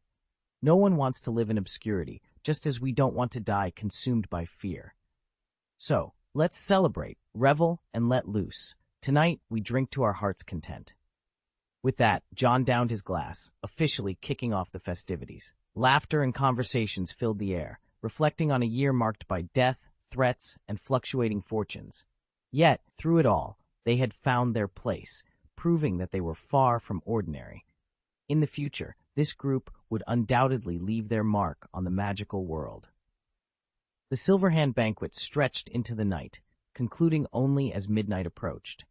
As the guests departed and the manor quieted down, John shared a more intimate moment with his friends. "There's nothing better than being reunited like this," he said, his smile genuine, a testament to the deep bonds of friendship that contrasted with the earlier formalities. As the official event gave way to a more personal gathering, reminiscent of their times at the Star Club, Draco Malfoy found solace in Astoria Greengrass's arms, lamenting his recent misfortunes, and sharing a humorous anecdote about being suspended in mid-air by Mr. Greengrass. Astoria, blushing at the memory, had been caught in a similarly vulnerable moment during a Quidditch match. Cedric shared his plans to marry Cho Chang after a recent trip to the East to meet her parents, prompting John to reflect on the trend of early marriages among wizards. Percy Weasley, Neville Longbottom, and even Draco, who claimed he would marry the following year, were all planning their weddings, though Draco's announcement was met with skepticism since Astoria was yet to graduate. The evening was filled with laughter and camaraderie, drawing to a close as Christmas approached. Friends departed one by one, each pursuing their dreams, but ready to come to each other's aid at a moment's notice. Fleur was the last to leave, pausing outside in the snow, her breath visible in the cold air. "There's so much happening around us, John," she said, reflecting on their shared experiences and the challenges they faced. Fleur, who had joined the Star Club alongside John and faced her own trials at Beauxbatons due to her beauty, wished him lasting happiness with a heartfelt blessing. John, touched by her words, placed a hand over his heart, bowed, and smiled warmly in response, a gesture of deep appreciation and friendship. "I've always been here for you, Fleur," John said, his voice steady and encouraging. "So do whatever you feel you need to do. Don't hold back on my account." Fleur looked at John, her eyes sparkling with a mixture of mischief and sincerity. After a moment of contemplation, she asked, "Then may I kiss you?" John was taken aback, his mind momentarily frozen by the unexpected request. "Huh?" was all he managed to utter, clearly caught off guard. Without waiting for further response, Fleur stepped closer. She gently cradled John's face in her hands and planted a soft kiss on his forehead. "My lord, please remember that it was Fleur Delacour who kissed you first," she declared with a playful yet dignified smile. Being French, Fleur always carried herself with a certain poise, but her adventurous spirit, owned at Beauxbatons, sometimes urged her to break free from the constraints of decorum. This kiss was her way of saying goodbye to the first-year Hogwarts student who had managed to steal a feather from a rune horse. It was a reminder that even a French hibiscus could indulge in a moment of whimsy. As Fleur walked away, Jean watched her go, a mix of amusement and confusion playing across his face. Why didn't I notice her playful side before? He wondered aloud, still processing the unexpected encounter. Suddenly, the sound of an approaching carriage broke his train of thought. John was puzzled. Who could be arriving at this hour? He mused, his curiosity piqued. The carriage came to a halt before him, and as the door swung open, a small golden figure emerged first, followed by a girl who leapt out with an air of excitement, albeit with a slightly dirty face. It was Ariana, her presence commanding, yet her appearance somewhat disheveled. Trailing behind her, with a sheepish expression, was Hermione, looking as though she had been caught in the midst of some mischief. The scene unfolded with a blend of elegance and chaos, a testament to the unpredictable nature of life at Hogwarts and the diverse characters it brought together. Chapter 698, A Magical Holiday Surprise. Hermo was struggling in Ariana's grasp, but she remained silent, expertly securing it with a 7-day lock. As they exited the carriage, Watson had donned new attire, and Mrs. Wick was laden with 5 bags in each hand. I really saw it, Watson exclaimed in amazement. It turns out the wish list can include absolutely anything. Dad, Mom, Ariana? John asked, puzzled. What brings you here? We're here to spend the holidays with you, Watson replied, tossing the quaffle he had won into the air, which magically returned to his hand. That amusement park was truly fascinating, Mrs. Wick added, her voice filled with contentment. And the costumes were quite remarkable. Brother, here you go. Ariana handed Hermo over to John. Ariana caught this one, but it's eerily similar to the two we have at home, Watson commented with a smile. Apparently, it's part of an amusement park event. Catch one, and you're granted a wish. Ariana wanted to see you, Watson continued. Touched by this gesture, John warmly smiled at Ariana and affectionately ruffled her messy hair. Did you miss me? He asked. Ariana nodded emphatically. Then let's spend the holiday here, John decided, turning to his parents. Isn't this little guy supposed to go back, though? Watson inquired after a moment of thought, referring to Hermo. The people at the amusement park seemed quite friendly. Oh, this is Hermo, John replied nonchalantly.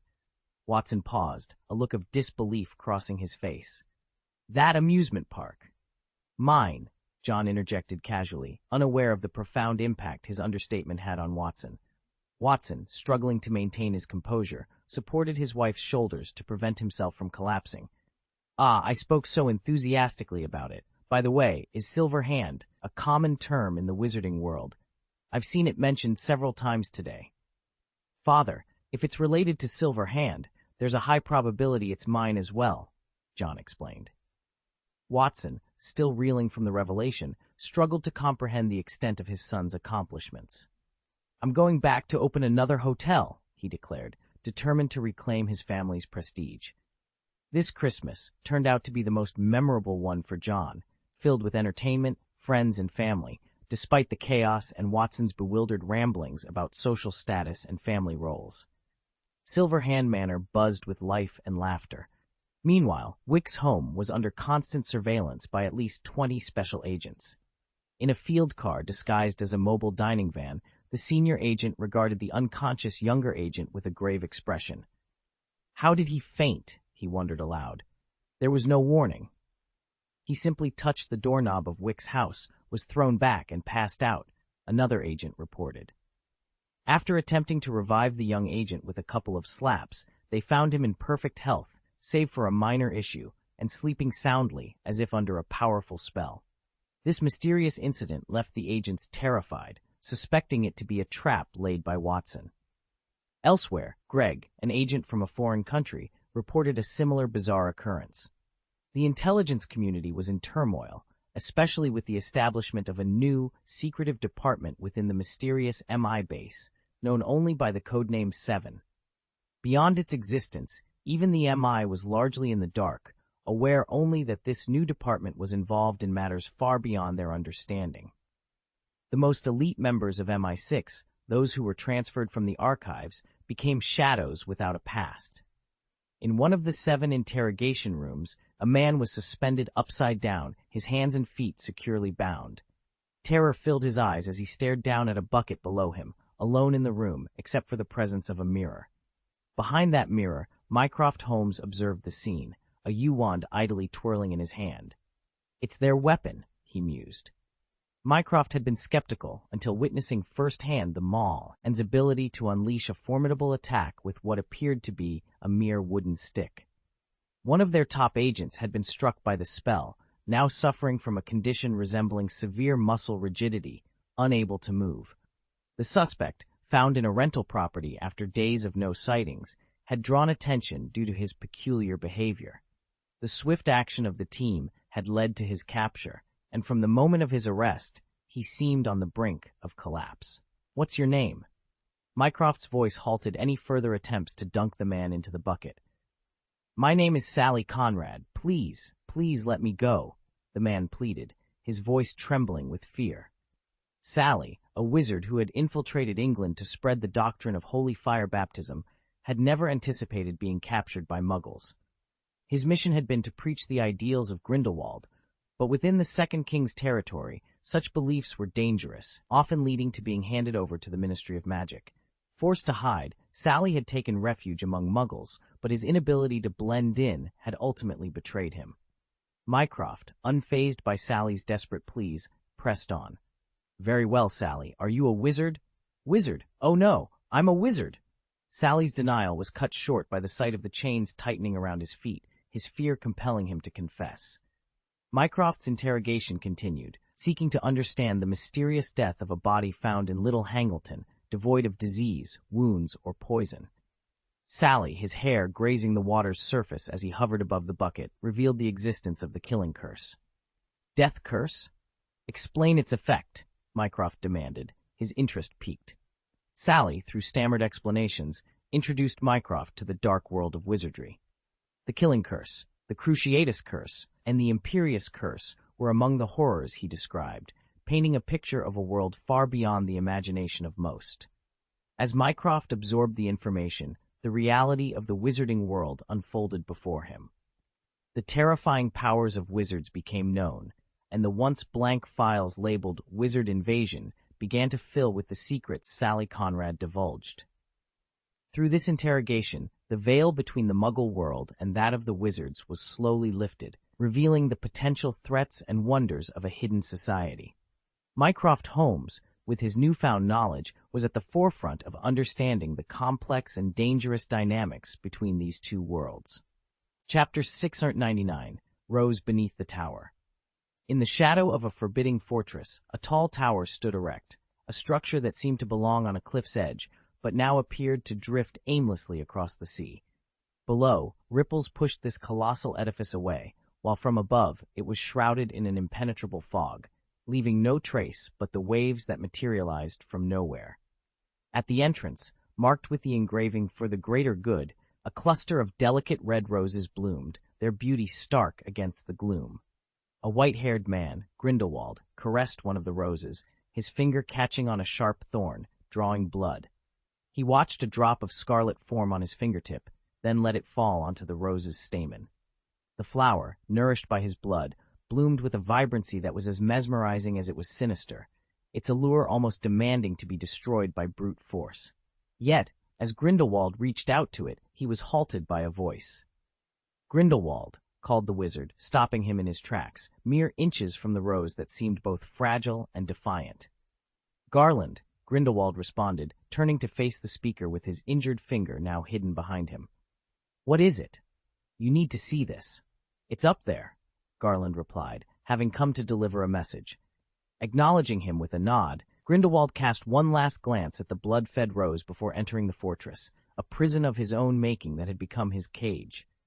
Inside, he was greeted by a sight of unparalleled beauty, a phoenix and its master, Dumbledore.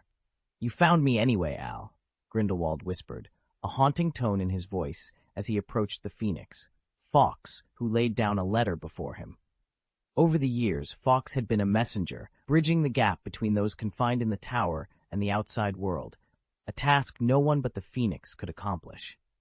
As Grindelwald reached out to Fawkes, the phoenix's flames flared, preventing any contact, and then it was gone. Opening the letter, Grindelwald found words from Dumbledore, a mix of familiarity and estrangement. Dumbledore expressed his confusion and disappointment over Grindelwald's actions, which strayed far from their shared ideals. The Grindelwald he knew sought not to destroy wizards, but to elevate them, a vision now seemingly abandoned. Meanwhile, Fawkes returned to Hogwarts, catching Snape's attention as it flew past. Snape, lost in thought, continued on his way towards the Forbidden Forest, passing Hagrid's hut, now empty, as Hagrid spent the holidays with Grawp in a cave within the forest. Snape's journey was not about them, though. His path led him deeper into the forest, to the lair of the Acromantula, now collapsed and seemingly buried. Yet, appearances were deceiving. "Descendium," Snape whispered, his wand aloft, and the earth parted, revealing a passage that led deeper underground. But instead of proceeding, the unicorn departed, leaving Snape to gaze into the passage. A subtle light glimmered in his eyes as he stepped forward, the earth sealing itself behind him, leaving no trace of his passage. The day after Christmas, John received a letter, a slight smile playing at the corners of his mouth. "I think I'm about to find you, Grindelwald," he murmured, his fingers lightly touching the Slytherin locket at his chest. The fake locket had been replaced with the genuine artifact. With a tap, the locket sprang open, and the resurrection stone, dark and devoid of light, levitated before him. John extended his hand, capturing the stone gently. The Deathly Hallows, a resurrection stone rumored to have the power to bring back the dead.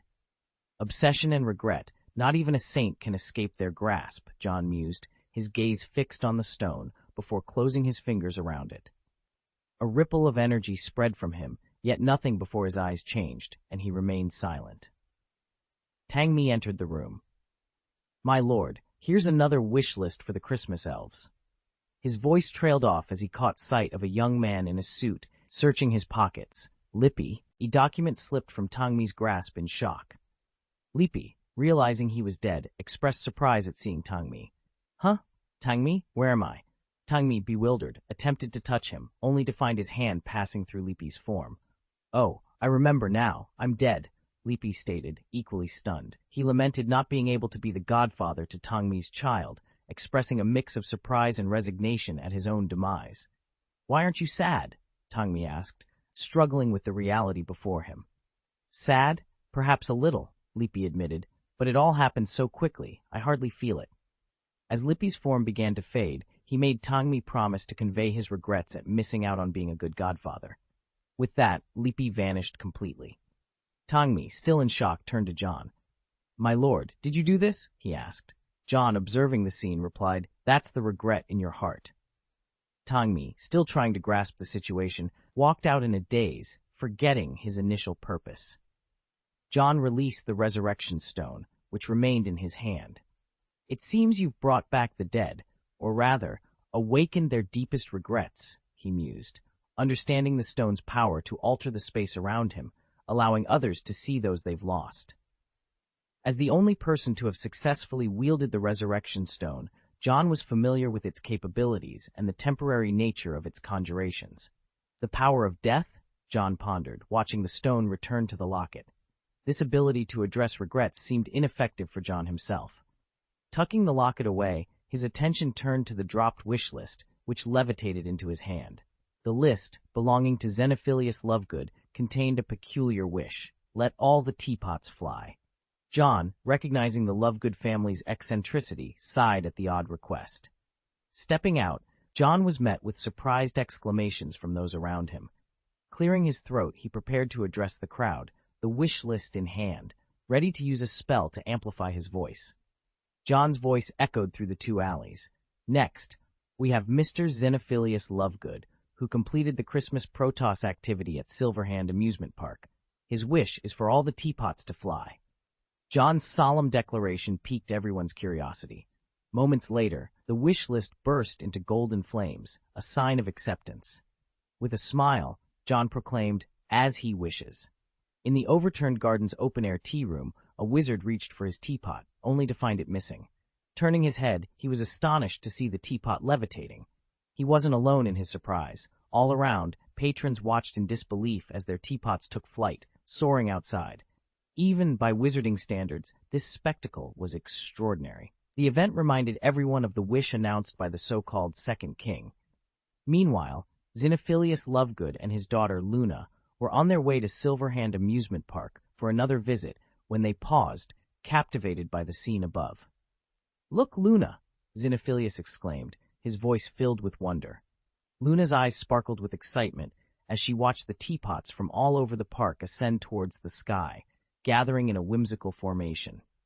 Initially, many had dismissed the Christmas Protoss wish list as mere amusement, a playful tradition of the festive season. Yet, witnessing the teapot's enchanting ballet, they realized the magic was very real, bringing a touch of whimsy and delight to an ordinary day. This unexpected fulfillment of Xenophilius Lovegood's wish added a layer of magic and mystery to the holiday season, reminding everyone in the wizarding world of the endless possibilities that lay within their grasp. Chapter 700. Dumbledore, You Don't Want to Be My Enemy. In the heart of London, an extraordinary meeting was taking place. Alec Hopkins, a professor of occult science, sat across from Mycroft.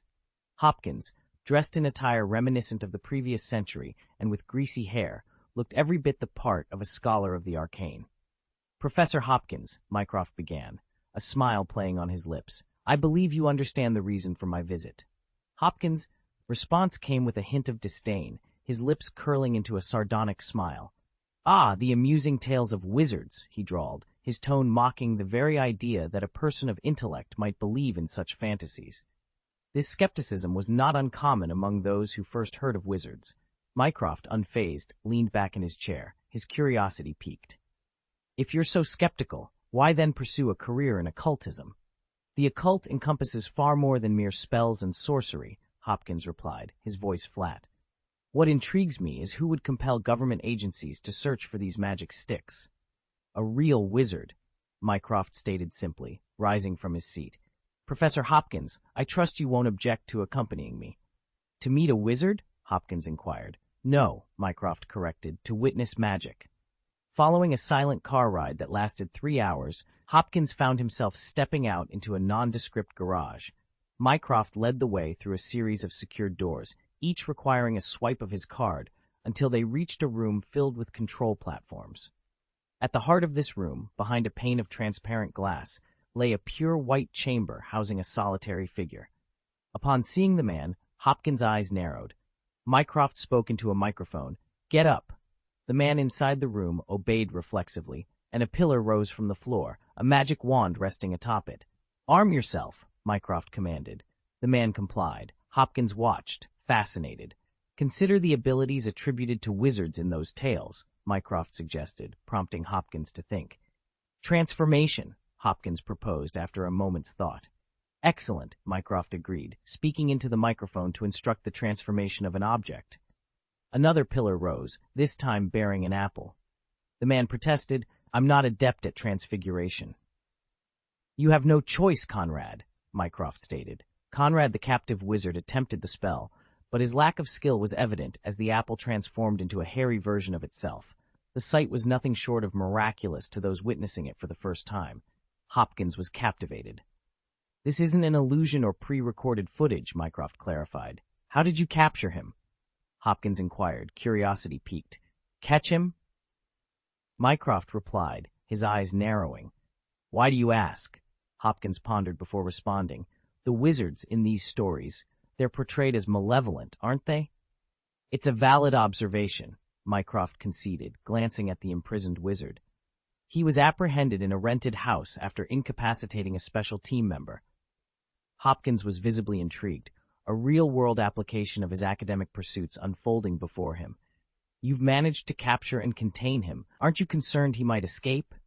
A wizard without his wand is no different from any ordinary person, Mycroft explained, indicating a yellow button on the console. Press it. With a tentative push of the button by Hopkins, an electric current surged through the wand, causing the wizard to convulse and collapse. A burly man entered, retrieved the wand, and departed. Technology, Mycroft stated simply, a hint of triumph in his voice. Hopkins's expression revealed his astonishment. The modern world had found ways to restrain even wizards. Professor Hopkins, I trust this experience has broadened your horizons, Mycroft said, extending an invitation for further exploration.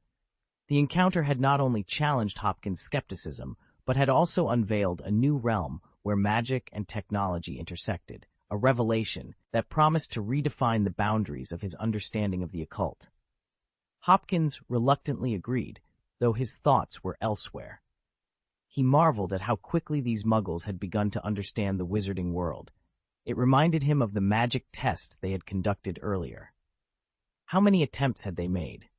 He realized that the person in question was not an ordinary professor, but rather a specialist in potion science, Severus Snape.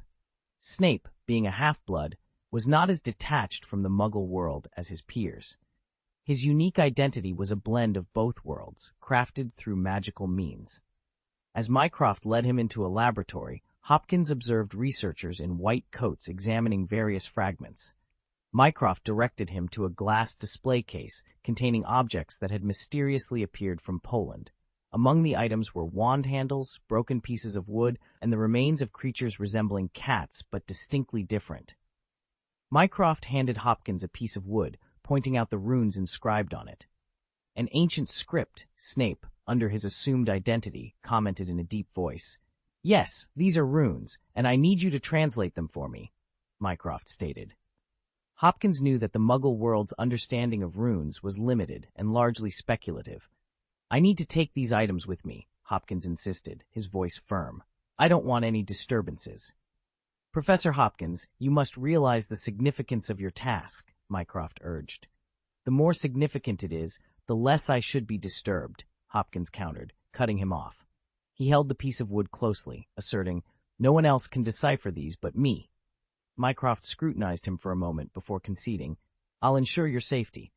No need, but do as you see fit, Hopkins replied, taking the artifacts with him.